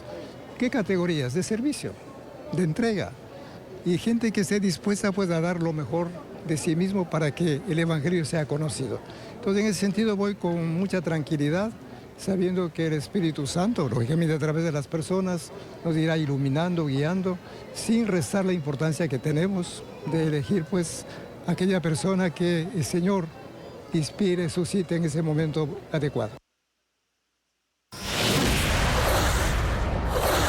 098-082-4300 es nuestro número de WhatsApp. Recuerde que siempre estamos revisando sus reportes ciudadanos. De hecho, vamos a revisar algunos esta mañana y nos están escribiendo a indicarnos que los semáforos que están frente a la Plaza Tía en la vía San Borondón Salitre están dañados desde hace un mes. La zona se ha vuelto peligrosa porque por allí circulan vehículos pesados, algunos a exceso de velocidad. Por eso piden que arreglen los semáforos o bien dispongan la presencia de agentes de tránsito en esa intersección, ¿no? De hecho, tenemos una imagen que acompaña esta denuncia ciudadana. Vamos a observarla entonces. Gracias a ustedes por hacernos llegar estas fotografías. Ahí estamos observando que evidentemente pues no funciona ese semáforo y por eso están insistiendo en que las autoridades correspondientes acudan a arreglarlo de inmediato porque podría ocurrir en algún momento algún accidente también. Miles de personas que circulan por esa zona de alta densidad poblacional. Hay muchas urbanizaciones y como bien señalaba el reporte ciudadano, por allí pasan también muchos vehículos pesados. Entonces, que no haya semáforo, obviamente es un factor que puede incidir en la siniestralidad. Dificulta la circulación. Tenemos otros pedidos y nos dicen también que quieren que arreglen las luminarias en la vía Daule, en el tramo de la vía desde la Penitenciaría del Litoral hasta la entrada de la urbanización Beata Mercedes Molina. Tienen ya meses con ese problema de la falta de luminarias. Algunos conductores dicen que ya han sido asaltados porque la oscuridad trae consigo delincuencia. Veamos entonces el video que nos han adjuntado a esta denuncia. Buenas noches. Estamos llegando a la penitenciaría. Y ustedes pueden ver, señores televidentes, cómo se encuentra esto a oscuras. Cuando es un recinto penitenciario, debería estar sumamente alumbrado. Vamos a ingresar. Gracias a nuestro televidente por ese reporte efectivo para que las autoridades pues den atención urgente a este clamor ciudadano. Claro, y lo que se ve iluminado es por las luces de los vehículos que transitan a esa hora, pero sí, tiene totalmente razón, es un centro penitenciario que debe tener todas las seguridades y sobre todo la iluminación para que los vigilantes estén pues justamente atentos a lo que está ocurriendo allí. Y es justamente un tramo donde la CTR tomó las competencias, recordemos que hubo pues esa polémica con la ATM, ¿no? Entonces, si van a tomar la competencia, que sea total y que haya pues una iluminación en ese tramo de la vía a Daule. 7:59, tenemos un tercer reporte a esta hora. Nos saludan desde la parroquia San Lorenzo de Manta, en Manabí. Allí las escalinatas al faro están dañadas. Sí, los pasamanos de madera también están deteriorados, por eso están pidiendo que las autoridades los arreglen, porque en cualquier momento puede ocurrir un accidente. Es un sitio muy turístico del cantón y también han adjuntado un video para que veamos las condiciones en las que está pues este sitio. Claro, ahí estamos observando. Familias que van, niños también a esa zona turística de Manabí y que enfrentan pues esta situación bastante peligrosa, ¿no? Imagínate familias enteras que van a veces a pasear, no vaya a ser que ocurra una desgracia con alguna criatura, algún adulto mayor, porque mira cómo están esas escalinatas. Una caída, un esguince, algo puede ocurrir, atención también. Son las 8 de la mañana con 7 minutos, se conocen nuevos datos sobre el cuerpo calcinado que fue hallado en el Malecón del Salado. La Fundación Siglo XXI informó ayer en un comunicado que la primera hipótesis que se maneja de lo ocurrido es que la víctima intentó sustraer cables del lugar y se electrocutó. Y aunque el cadáver fue hallado el 22 de abril en la intersección de las calles Balsar y La 8, según la Fundación no se reportó ninguna alerta ante las entidades de respuesta, incluido el Cuerpo de Bomberos. Sin embargo, recalcó que las autoridades judiciales serán quienes determinen cuáles fueron las circunstancias que originaron este hecho. Asimismo, hizo un llamado a la Policía Nacional para trabajar en conjunto y así combatir los robos por parte de denominados chamberos que desmantelan estos espacios públicos. Y comerciantes de Durán denunciaron a Televistazo las amenazas y las extorsiones que se viven en los mercados. Los vendedores aseguran que deben pagar $2 semanales y ya han entregado cerca de $50.000 para que los dejen trabajar. Vanessa Robles tiene el reporte. Para los 430 comerciantes del mercado Las Manuelas en Durán, el orden en ese centro de abastos ya no lo deciden las autoridades, lo imponen las mafias. No se arriesgan a decirlo abiertamente, pero todos lo comentan en los pasillos. y a los dueños de negocios les ha tocado acoplarse a estas nuevas reglas para mantener sus puestos, tal como lo reconoce una de las comerciantes. El mercado de las Manuelas está siendo vacunado. El día jueves de la semana pasada ya entregaron $50,000, no me nombre, $50,000 a una banda. A este testimonio se suma la voz de otro vendedor, que señala que el delito incluso involucra a los administradores. Quienes hacen la administración de mercado, ellos han dado la lista para que con esa lista cobren por cada puesto los $2 los días domingos. La banda esta que está haciendo esto, que ahora van por todos los puestos recaudando los $2, que el mercado entran hasta con armas ya a cobrar y toda la vaina, la cosa está fea. Y por miedo, ambos insisten en que se guarde el anonimato en la denuncia. Señorita, le pido de favor que cualquier información que pueda necesitar de mi persona como ciudadano durangueño se mantenga en reserva. Otra de las denunciantes asegura que no solo sucede en el mercado Las Manuelas, sino también en el mercado de la Maldonado, donde pidieron hasta $30,000, y que en el mercado del Recreo también tienen que pagar para que puedan trabajar.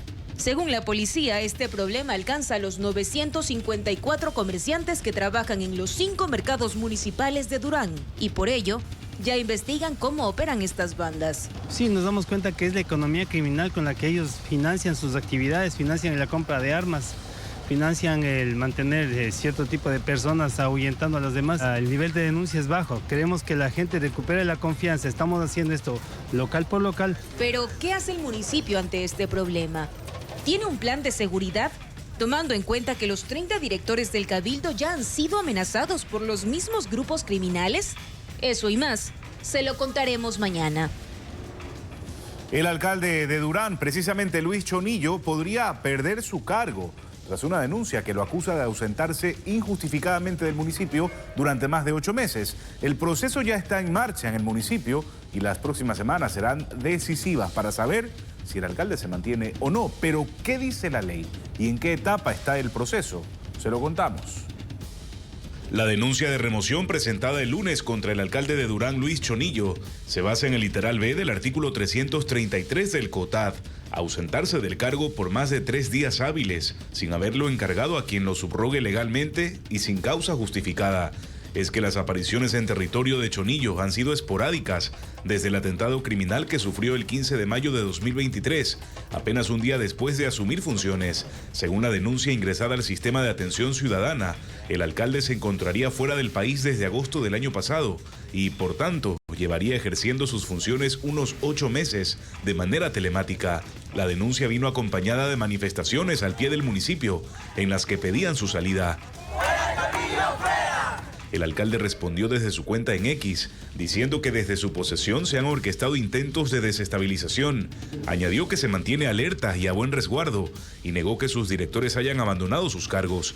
Dijo además que el municipio sigue funcionando con normalidad, pese a la crisis económica. Y concluyó, aprendan a ganar en las urnas. Pero ¿cómo funciona el proceso de remoción presentado contra Chonillo? El mecanismo activado es distinto a una revocatoria por consulta popular, como la que enfrenta, por ejemplo, el alcalde de Quito, Pavel Muñoz. Este es un proceso interno, dentro del municipio.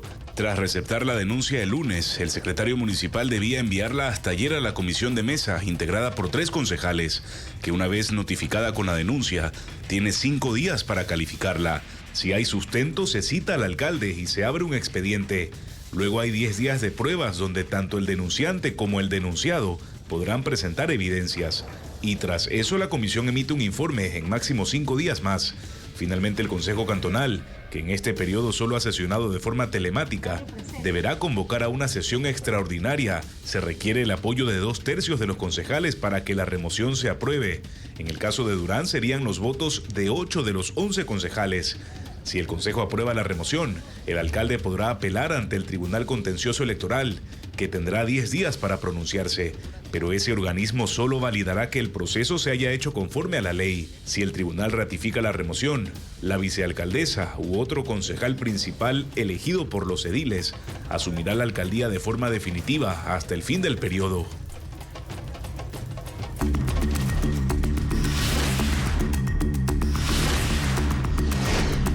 Peligro en las vías.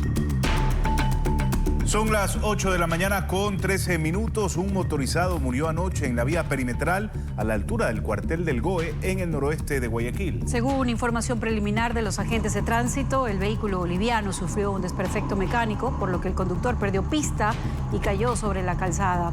Segundos después fue arrollado por dos vehículos pesados. Un patrullero y varios uniformados se ubicaron en uno de los carriles de la perimetral para evitar nuevos siniestros y permitir también a los agentes de la OIAT retirar el cuerpo de la calzada. Y un conductor grabó a un hombre que viajaba sentado sobre el capó de un automóvil en Guayaquil. Este señor incluso colocaba sus piernas en otro vehículo cuando pasaban por la avenida Benjamín Rosales. No se entiende muy bien, ¿no? Parece que era... remolcando algún vehículo. O si va haciendo de palanca, empujando al vehículo de adelante.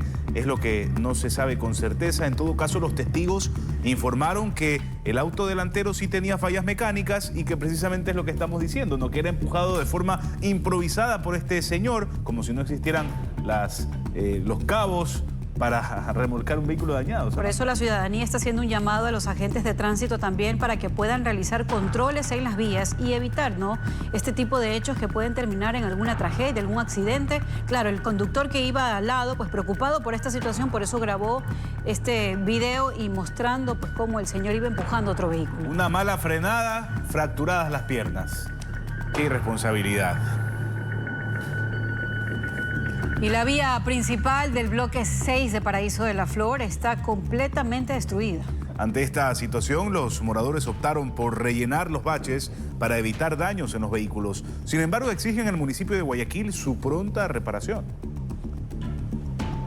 A los que viran, por la Cuisimoto ni poco se viran, se vuelcan. ¿Por qué? Por la calle. Los vecinos del bloque 6 del Paraíso de la Flor están decepcionados por la calidad del asfaltado de su calle principal en este sector del noroeste de Guayaquil. Los baches caracterizan la vía. La lluvia y la falta de mantenimiento han provocado que casi su totalidad esté destruida. Ante esta situación, han optado por rellenar los huecos, como lo indica Jorge Giovanni, morador de la zona. Han tirado aquí la gente mismo, los que tienen el dueño del carro, vienen y rellenan aquí mismo. Cuando la gente se enferma, vienen la ambulancia y pueden entrar rápido, sino que no pueden, tienen que aguantarse ahí. Está lloviendo, ¿cómo pasa? Tampoco no pasan, se quedan ahí. Las tricimotos, los carros, los camiones y demás vehículos deben ir lento para no dañar su carrocería, como lo explica el conductor Franklin Alvarado. El problema es que aquí nunca han arreglado esta calle, nunca lo han dejado así. De que lo hicieron nomás duró como ¿qué sería? Un año, un par de años y de ahí se barató todo. Los moradores hacen un llamado a los supervisores municipales porque aseguran que conocen del problema pero no les presentan soluciones definitivas. Solo eso nomás, pues vienen a inspeccionar y no hacen nada. Entonces, que fuera bueno que actúen, ¿no? Finalmente, piden que se analice la posibilidad de utilizar un material más resistente y evitar daños en un corto plazo. Esta calle ya la deberían hacer de concreto. Ya esta es la tercera ocasión que la hicieron. Esto por eso necesita de concreto y con malla. Por eso es que se... Y filtro en la parte de abajo, filtro para que el agua pueda filtrar, claro. Correcto. Hasta mientras, afirman que no le queda más remedio que seguir rellenando los huecos para amortiguar los golpes en los vehículos. 8 de la mañana, 20 minutos. Mucha atención con esto. La ANT, la Agencia Nacional de Tránsito, aprobó un margen de tolerancia de entre 5 y 7 kilómetros para aplicar las sanciones por exceso de velocidad. Este parámetro deberá ser considerado en la calibración de los radares y hasta el momento ningún municipio ha presentado las certificaciones que habiliten el funcionamiento de los dispositivos. Ahora habrá un margen de gracia antes de aplicar una multa por exceso de velocidad. La Agencia Nacional de Tránsito aprobó el pasado 21 de febrero el reglamento que establece el margen de seguridad o tolerancia. Se aplicará la multa cuando la velocidad rebase 5 kilómetros de límite si se mide con un radar fijo y 7 kilómetros más si se mide con un radar móvil. La velocidad máxima en zona urbana es de 50 kilómetros por hora, 90 kilómetros por hora en carreteras para livianos y 70 transporte público. Los márgenes de tolerancia, según la ANT, evitarán sanciones erróneas como consecuencia de variaciones en la medición de la velocidad del vehículo. Los radares deben ser calibrados tomando en cuenta esos márgenes para obtener la certificación de funcionamiento. La ANT dijo a Televistazo que hasta el momento ningún municipio ha obtenido esa certificación y todos los radares del país están inhabilitados, tengan o no el sello de clausura. Por lo tanto, las multas emitidas a partir del 21 de febrero por cualquier dispositivo fijo o móvil no son válidas y pueden ser impugnadas. Los conductores que han sido notificados con sanciones por exceso de velocidad pueden denunciarlo enviando una foto de la multa al correo electrónico radares@ant.gov.es y usar como prueba de impugnación la respuesta de la Agencia Nacional de Tránsito.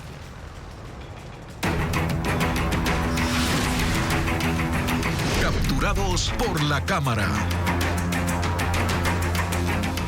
8 de la mañana, 22 minutos. Revisamos los capturados por la cámara. Vean cómo un joven fue asaltado en el sector de Santa Mónica, en el sur de Guayaquil. Sí, estos ladrones emboscaron al muchacho que estaba al pie de un cerramiento y a punta de pistola le quitaron todas sus pertenencias. Incluso uno de estos hombres quería robarle todo a este chico porque le revisaron los bolsillos del pantalón. Y luego de cometer el delito, los criminales huyeron en la motocicleta. Segundos después, los siguió el ciudadano perjudicado para intentar alcanzarlos. En todo caso, el llamado de atención a usted que está viendo este video registrado por cámara de seguridad, porque los delincuentes aprovechan esos momentos en los que usted ingresa a los portones, ya sea en su vehículo o a pie, para interceptarlos. Por eso es importante que usted dé aviso inmediatamente a algún familiar, a alguien que le pueda tener ya la puerta previamente abierta para que usted ingrese rápidamente y evitar darle pues esta cabida a los delincuentes. Y vean ahora también cómo un hombre fue asaltado por dos delincuentes en la Ciudadela Universitaria en Puerto Viejo, en Manabí. Y en estas imágenes se observa que este ciudadano aparentemente estaba en estado etílico porque caminaba con una botella en la mano cuando fue abordado por los criminales. Y claro, el ciudadano desinhibido, pues responde con un forcejeo luego de que uno de los ladrones se bajara y lo amenazara con su pistola. Y ahí vemos cómo el señor lo encaró, lo empujó incluso, y el delincuente pues obviamente lo siguió amedrentando, lo apuntó incluso en la cabeza para quitarle el canguro y huir de ese sector. Así es, a bordo de la motocicleta que lo estaba esperando mientras había este forcejeo, mientras el hombre le trataba de quitar el canguro y claro, y tenía el arma en la mano. Una situación bastante arriesgada para la víctima, pero entendemos que si estaba bajo los efectos del alcohol hay personas que realmente se desinhiben y no entienden mucho lo que está ocurriendo o a veces sienten que pueden enfrentarse de esa forma a los delincuentes. Claro, y sí se lo observa mareado, ¿no? Por los movimientos que realiza, un tanto erráticos, ¿no? En todo caso, pues el llamado es a también cuidar a los familiares, ¿no? No dejar solo a estas personas que o los de amigos. pronto estaban libando. Imagínate los amigos en los momentos de diversión, pero no en las malas. Y ahora veamos también cómo un guardia de seguridad fue asaltado. Esto ocurrió en la ciudad de Guayaquil. La gente estaba comiendo y conversando con otro ciudadano cuando fue sorprendido, sí, por dos criminales. Ahí ven ustedes cuando un ladrón saca el arma, pues y el guardia rápidamente se asusta y lanza la tarrina. Incluso la comida, pues no, se le cayó al piso. Terminó en el piso, sí, el almuerzo, mientras el acompañante y otros transeúntes obviamente se alejaron al ver el forcejeo. El delincuente lo revisó y le quitó las pertenencias al guardia y posteriormente huyó del sitio. No está claro, pues, o más bien sí, la denuncia decía efectivamente que fueron por el arma del guardia, ¿no? El arma de dotación, que luego lamentablemente son usadas para delinquir en la ciudad o utilizarlas en hechos violentos, en muertes violentas. En todo caso está bajo investigación. Han quedado las cámaras y el video de cómo estos delincuentes siguen operando en Guayaquil.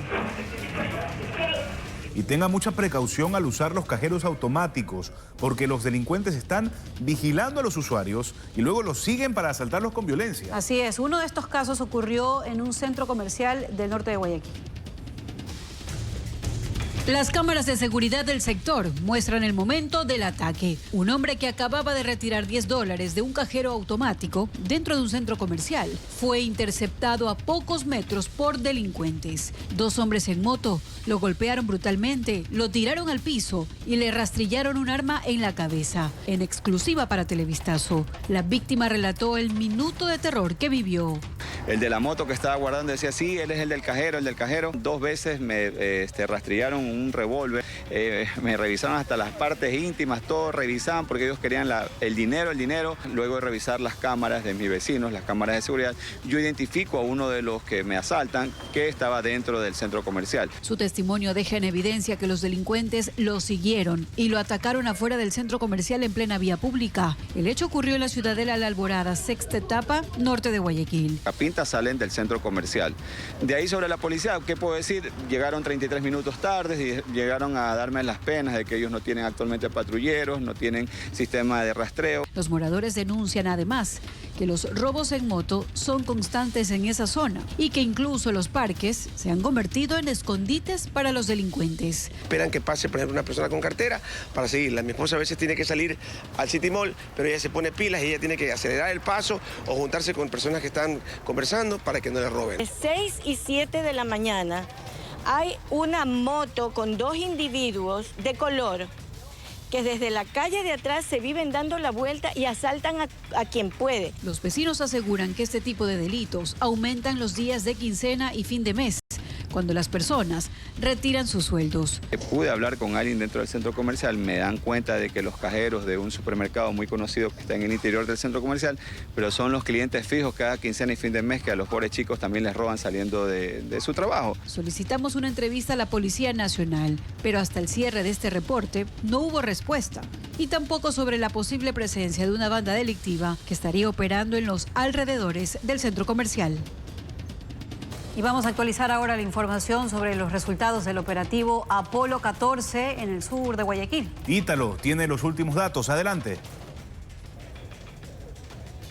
Terminó el operativo Apolo 14 desarrollado esta madrugada acá en el sur de Guayaquil y fueron 50 las viviendas allanadas y vamos a mostrarles las evidencias y también vamos a hablar con el comandante de la zona 8 al respecto de cuál fue el balance de esta operación. General Pablo Dávila, buenos días.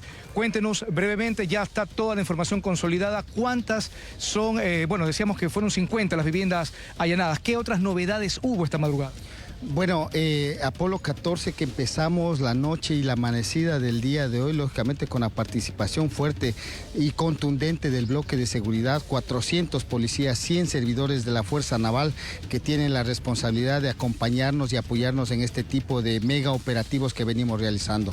Atacamos 3 sectores específicamente.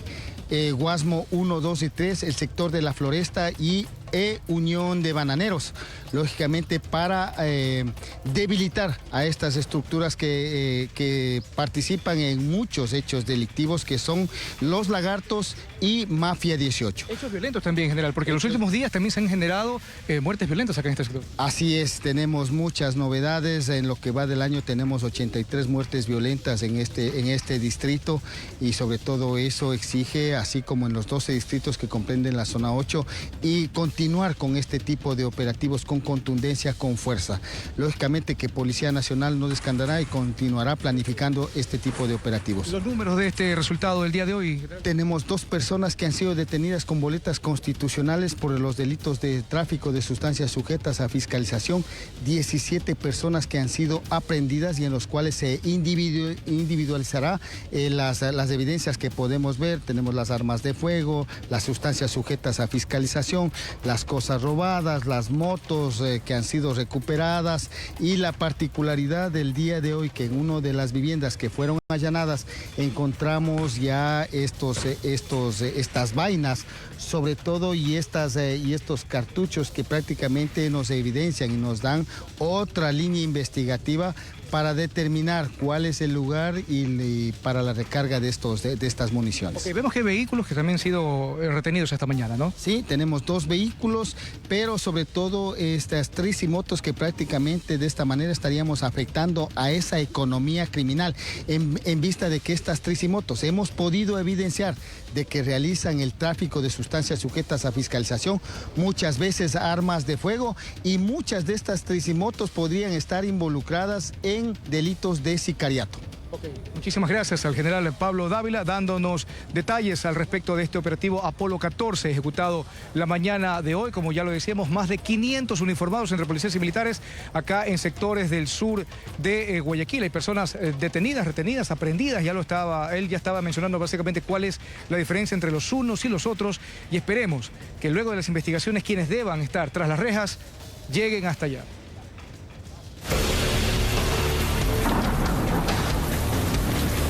Afectados por el invierno.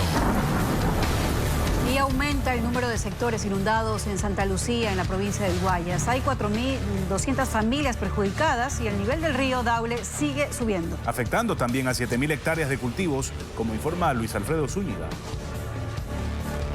La emergencia en Santa Lucía, provincia del Guayas, fue declarada el 11 de abril y desde entonces la situación es más crítica. El río Daule llegó al límite en este cantón y las consecuencias las sufren 4.200 familias. De esas 1.200 están en 13 sectores urbanos inundados. Entre esos el Malecón, Miraflores y Jaime Roldós, San Javier, Malecón Escénico, Borochal, Las Mercedes y San Ramón. Este es el panorama en los sectores Miraflores y Jaime Roldós Aguilera. El agua ha cubierto por completo las calles y la única forma de movilizarse es en canoa. Decenas de familias se han visto obligadas a dejar sus hogares y otras están prácticamente atrapadas en los pisos altos. La actividad comercial en esta zona se ha reducido a cero. Pérdidas allá adentro que se dañan las cosas, a veces se dañan las cosas por el momento que no hay venta. Una noche al siguiente día amaneció ya abarrotado toda la calle. Hay 3.000 familias perjudicadas en 65 sectores rurales, como El Mate, El Tormento, El Paraíso y La Capilla, donde los moradores han tenido que improvisar una carpa. Y 7.000 hectáreas de cultivos están afectados, sobre todo de arroz. Los animales se han ido agua abajo, otros se han ahogado, no hay dónde darles de comer, no tenemos agua. Hay muchos niños que están con picazones en todo el cuerpo. Las familias siguen evacuando a casas de parientes y 54 personas están en el albergue cantonal. La represa Daule Peripa ya no puede contener por completo el creciente río Daule y aunque el agua se desfoga de manera controlada, los daños en los cantones que están en su ribera empeoran. Y vamos a comunicarnos nuevamente con Henry Dueñas. Él recorre los sectores inundados de la parroquia El Laurel en Daule. Henry, cuéntanos en qué sitio te encuentras y cuál es el panorama allí. Adelante.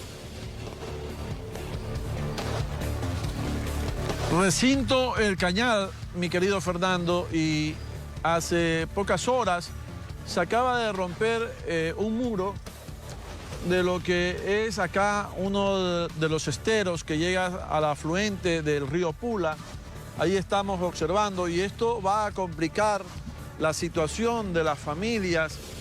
Mira, allá viene caminando una joven un poco para que veas dónde está dando el agua en el sitio que no es un río, es realmente la situación en la cual, en la situación crítica en la cual están viviendo este sector montubio del país y que ya está pues con más de 2 semanas en estas condiciones donde no hay trabajo, donde la alimentación ha disminuido y acá nos encontramos con miembros de la comunidad El Cañal de la parroquia Laurel.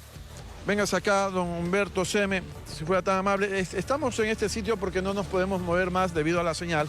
Aquí, don Humberto, para entrevistarlo. Manuel, ¿cuál es la situación? ¿Hasta las culebras han comenzado a llegar a los hogares? Uy, la culebra metida dentro de la casa.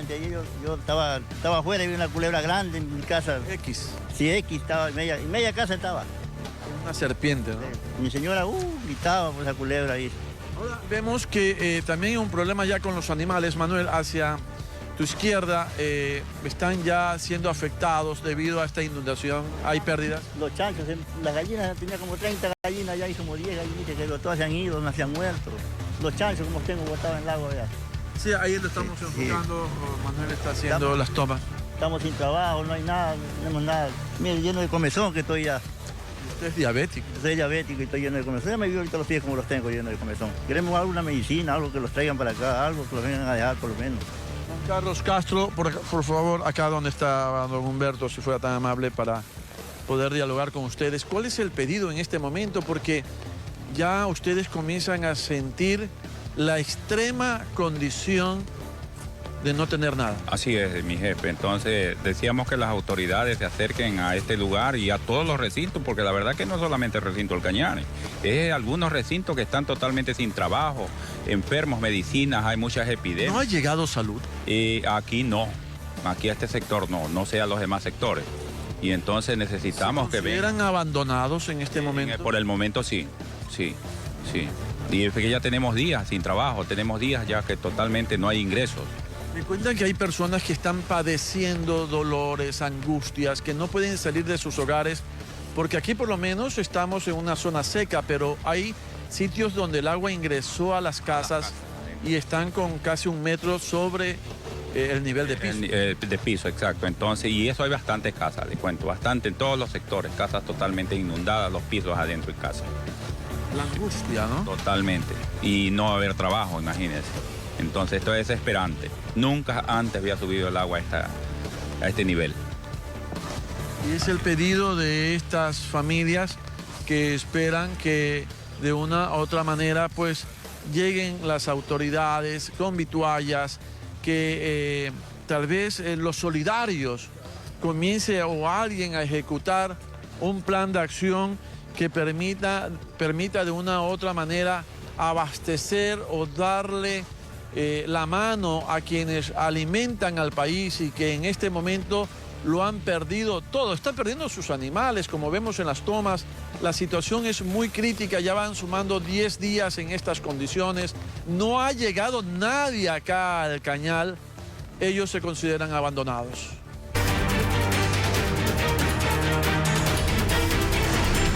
Luego de 12 días localizaron el cuerpo del joven de 18 años que cayó al canal de Aguas Lluvias, que estaba en la etapa 4 de Mucholote 1. El pasado 10 de abril, recordemos, ocurrió este caso. Ayer fue el velatorio y su familia exige a las autoridades municipales que intervengan la zona para evitar más víctimas por la falta de barandales y de limpieza. Terminaron los días de incertidumbre para Marisela Chaguay, madre del joven de 18 años que cayó el pasado 10 de abril al canal de agua de Mucholote 1, en medio de una intensa lluvia en el norte de Guayaquil. Ella lo buscaba día y noche con la esperanza de que esté vivo. Todos los días iba a esa zanja, de día, de tarde, de noche. Yo decía, quizás alguien más adelante lo cogió, lo ayudó, de que lo iba a encontrar, sin duda caminando por ahí sin camisa. Pero ya pues, se dio esta situación. El martes recibió una llamada de medicina legal y le dijeron que encontraron a un chico con características similares en el sur de la urbe, en un muelle de la Caraguay. Una vecina cuenta todo lo que hicieron para encontrarlo y hubo momentos en los que se sintieron solos en la búsqueda. Los señores del GOE también, sin resultados también, se le pidió al municipio que nos ayude con la limpieza del canal. Hicimos requerimientos. Personalmente hablé como con 4 personas y no nos ayudaron. Se resbaló la moto, las llantas chocan con el bordillo y por eso. Y justamente donde él cae no hay un barandal de la zanja. Y él no tuvo opción a cogerse por ningún lado. Pero Marisela Chaguay exige a las autoridades que se ejecuten acciones para evitar otra tragedia. Que hagan algo por ese canal. ¿Cómo? Poner las barandas que faltan. Evitar que la gente bote la basura ahí. Porque quizás la basura fue una de las consecuencias del accidente. Y otra, en cada túnel de esos hay un ducto cajón. ¿Por qué no tener una malla en la entrada y no al final? Y sería hasta más fácil la recolección de la basura, a tener que ingresar a esos lugares donde peligran la vida de las personas por los gases. Es un tramo muy grande. El fallecido estaba casado y su esposa quedó embarazada de 3 meses. En pantalla tienen nuestro número de WhatsApp 098-082-4300. Recuerde que nos puede hacer llegar sus reportes ciudadanos. Y a esta hora, cuando son las 8 de la mañana con 44 minutos, vamos a ir nuevamente con Vanessa Robles, porque las autoridades realizan controles de precios en el mercado de transferencia de Montebello, en el norte de Guayaquil. Vanessa, cuéntanos qué has encontrado, cuáles son las últimas novedades. Adelante. La alerta por especulación de precios en el limón, el choclo, brócoli, zanahoria y tomate hizo que la Intendencia del Guayas llegue hoy hasta acá, al mercado de transferencia de víveres Montebello. Recordemos que desde aquí se distribuyen los productos de primera necesidad a todos los mercados de la red de mercados municipales en Guayaquil y también a otros cantones cercanos. Acá justo está el intendente del Guayas, Daniel Rivadeneira. Estamos en vivo. Buenos días. ¿Cuáles son los productos que ustedes han identificado en que hay especulación? Bueno, en efecto, hemos visto que el pimiento tiene una variación de precio. Asimismo, los limones, los limones más que todo en el tema de la actualización en las pizarras para que la gente pueda visualizar los precios como tal. ¿Qué otros productos tienen especulación? Hemos tenido alertas en el brócoli, en la cebolla, y eso hemos estado verificando. Es decir, mientras no lo actualicen en la lista que da el Ministerio de Agricultura, debería seguir costando lo mismo. Por supuesto, el listado es público, lo pueden verificar en las páginas del Ministerio de Agricultura. ¿No es justificación que el invierno para poder subir estos productos? Mientras nosotros tengamos la actualización del Ministerio de Agricultura, nos valemos a esos precios. Si el Ministerio de Agricultura varía o modifica los precios del mercado, entonces deberían cambiarse. Siempre hay una actualización y eso tienen que estar en constante revisión los productos. Ok, ahora, entonces, estamos hablando de especulación que sí ha existido, que ya usted lo ha verificado, que hemos visto que ha tocado borrar estos precios en las pizarras. La pregunta que nos hacemos siempre, ¿cómo hace para cuando ya toda esta brigada se vaya y la gente no vuelve a poner el precio que tenía antes? Porque por un lado se va la autoridad, por el otro lado vuelven a subir el precio. Por supuesto, nosotros ya tenemos una planificación de los operativos con nuestros comisarios. Va a ser esto, vamos a hacer operativos permanentes, pasando un día, no vamos a dar una fecha exacta, sino que vamos a tratar de hacer estos operativos de manera sorpresa para poder evitar de que ellos ya estén atentos y de esa manera no tomen los correctivos antes de que lleguemos nosotros. Entonces todo esto ya lo tenemos en una planificación, vamos a hacer los operativos más seguidos. Siempre tenemos a los comisarios activos, no solamente aquí en Guayaquil, sino a nivel de Guayas. Entonces tenemos ya una planificación y esa es la planificación que estamos respetando, cubriendo los tiempos y cubriendo cada uno de los sectores. ¿Cuántos mercados hay en Guayas? En Guayas, Te repito, ¿cuántos mercados tenemos en Guayas? No tengo al momento la data exacta de cuántos mercados tenemos en el Guayas, pero nuestros comisarios están atendiendo cada uno de ellos y revisando cada una de las anomalías que se presentan. Ok, bien. Muchísimas gracias entonces al señor intendente. Lo dejamos que siga haciendo su revisión. No tiene identificado cuántos mercados hay en Guayas. Hay que ver cómo se hacen estos controles y no sabe cuántos mercados hay. Al menos sabemos que son 39 comisarios para los N mercados que hay en Guayas y para hacer estos controles. Seguro que hay más de 40, porque eso más o menos es la referencia que hay en Guayaquil. De hecho, son 50 los mercados municipales solo en Guayaquil. Veamos si alcanza. Buenos días.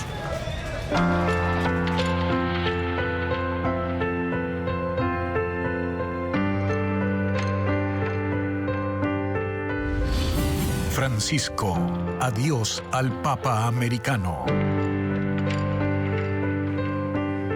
Y el Papa Francisco dejó un legado de 4 encíclicas importantes para el catolicismo. Que explican su visión sobre la fe, la misericordia, el amor y la justicia social. Asimismo, implementó reformas sobre asuntos de transparencia y medidas para enfrentar los abusos sexuales. El Papa Francisco le dio a la Iglesia 4 encíclicas. Son cartas sobre puntos de la doctrina católica dirigidas a los obispos y a los fieles de todo el mundo.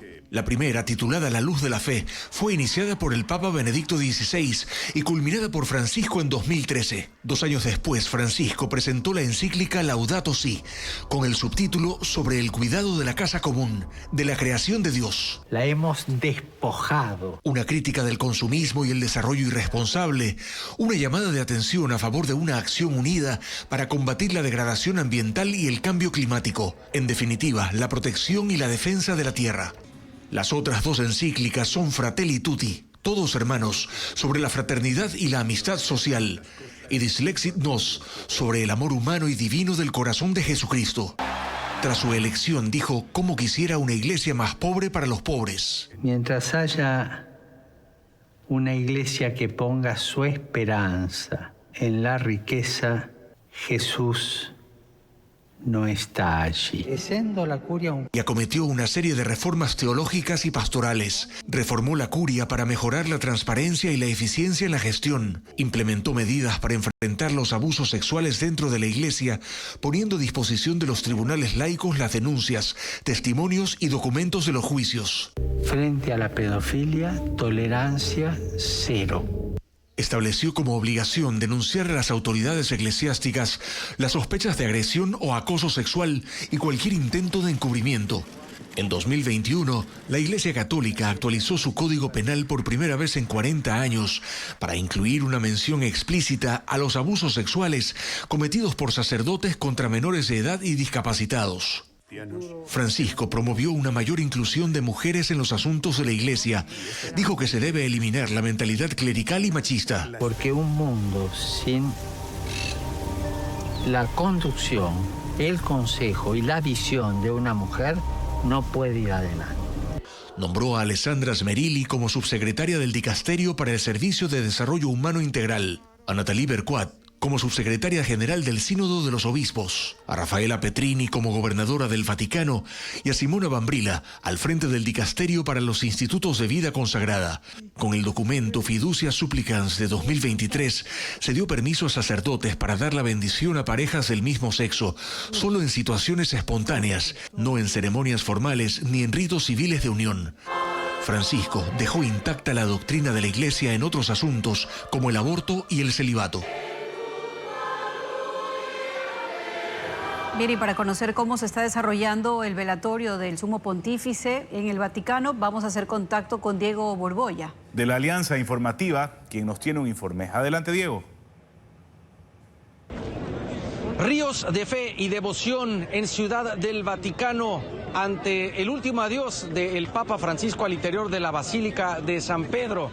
Este recinto religioso que estaba programado cerrar a las 12 de la noche del miércoles tuvo que cerrar sus puertas hasta las 5:30 de la mañana porque se contabilizaron cerca de 50,000 personas en este primer día del adiós público. Este jueves no se descarta que se aplique la misma medida, que no cierre sus puertas a las 12 de la noche. Y es que las autoridades de Ciudad del Vaticano y la policía italiana no quieren incidentes mayores. Se han registrado algunos percances leves, como por ejemplo algunas personas que ante la desesperación de estar durante 3 horas formados, se brincaron las vallas metálicas provocando una estampida humana que afortunadamente no provocó lesionados. La gente está organizada en 3 filas para acceder al recinto religioso, una por la izquierda, otra central, que son peregrinos del Jubileo de la Esperanza que han llegado de diversas latitudes, y otro acceso por la derecha. Así está organizado el ingreso a este templo, que obligadamente tendrá que cerrar el viernes a las 7 de la noche para dar pie a los preparativos del rito del cierre de féretro, que está programado 1 hora después, a las 8 de la noche tiempo local, aquí en Ciudad del Vaticano, y así proceder al funeral que está previsto, como sabemos, para la mañana del sábado. Este fin de semana se espera el arribo de 70,000 personas porque habrá un jubileo de adolescentes. Esta cifra se sumará a toda la gente que sigue llegando de diversas latitudes para despedir a su santidad el Papa Francisco. Como lo anunciamos, habrá cierres diurnos y nocturnos en la vía de la costa de Guayaquil. Esto por la culminación de 2 pasos peatonales. Pero ¿cuáles son los horarios de cierres? Se lo contamos. La construcción de los 2 nuevos pasos peatonales en la vía La Costa está próxima a concluir, con un avance del 95%. Según el municipio, esas infraestructuras ubicadas en los kilómetros 11.8 y 14.2 beneficiarán a más de 54.000 ciudadanos que transitan diariamente por esta arteria vial de Guayaquil. Las obras iniciaron en julio de 2024 y su inversión supera los $3 millones. Lenin Valdivieso, supervisor de obra, señaló cuándo estarían listos. Dentro de su cronograma culmina a mediados del mes de mayo de este año. También tiene un nuevo parqueadero para buses y un área de caminera para que puedan acceder las distintas ciudadelas que están dentro de esos sectores. Pero actualmente se realizan labores finales como acabados e instalaciones eléctricas que provocan cierres parciales y totales, tanto en el día como en la noche. Los cierres diurnos son entre las 9 y 5 de la tarde, a la altura del kilómetro 14.5, cerca del comisariato.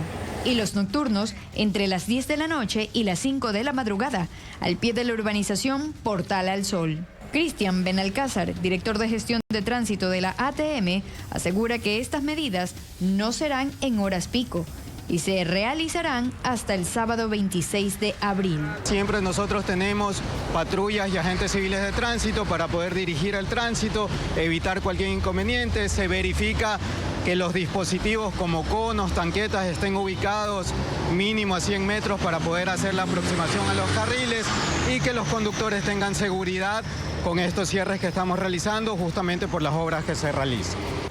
De acuerdo al Cabildo, esta infraestructura tendrá ascensores, zona de parqueo, espacios para ventas y también parqueaderos para bicicletas. Son las 9 de la mañana en punto y a continuación les vamos a presentar algunas frases que el Papa Francisco dedicó a los jóvenes. El pontífice buscó conectar con las nuevas generaciones y los llamó a ser rebeldes y a cambiar el mundo con alegría. Les pido que sean constructores del futuro, que se metan en el trabajo por un mundo mejor.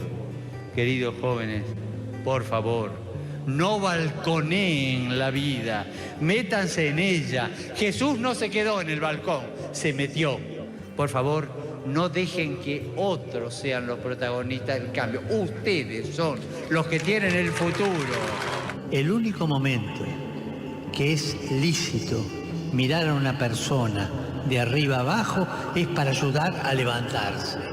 Yo los dejo con esta idea nomás. Caminar, y si uno se cae, levantarse, caminar con una meta, entrenarse todos los días en la vida. Solo hay una cosa gratis: el amor de Jesús.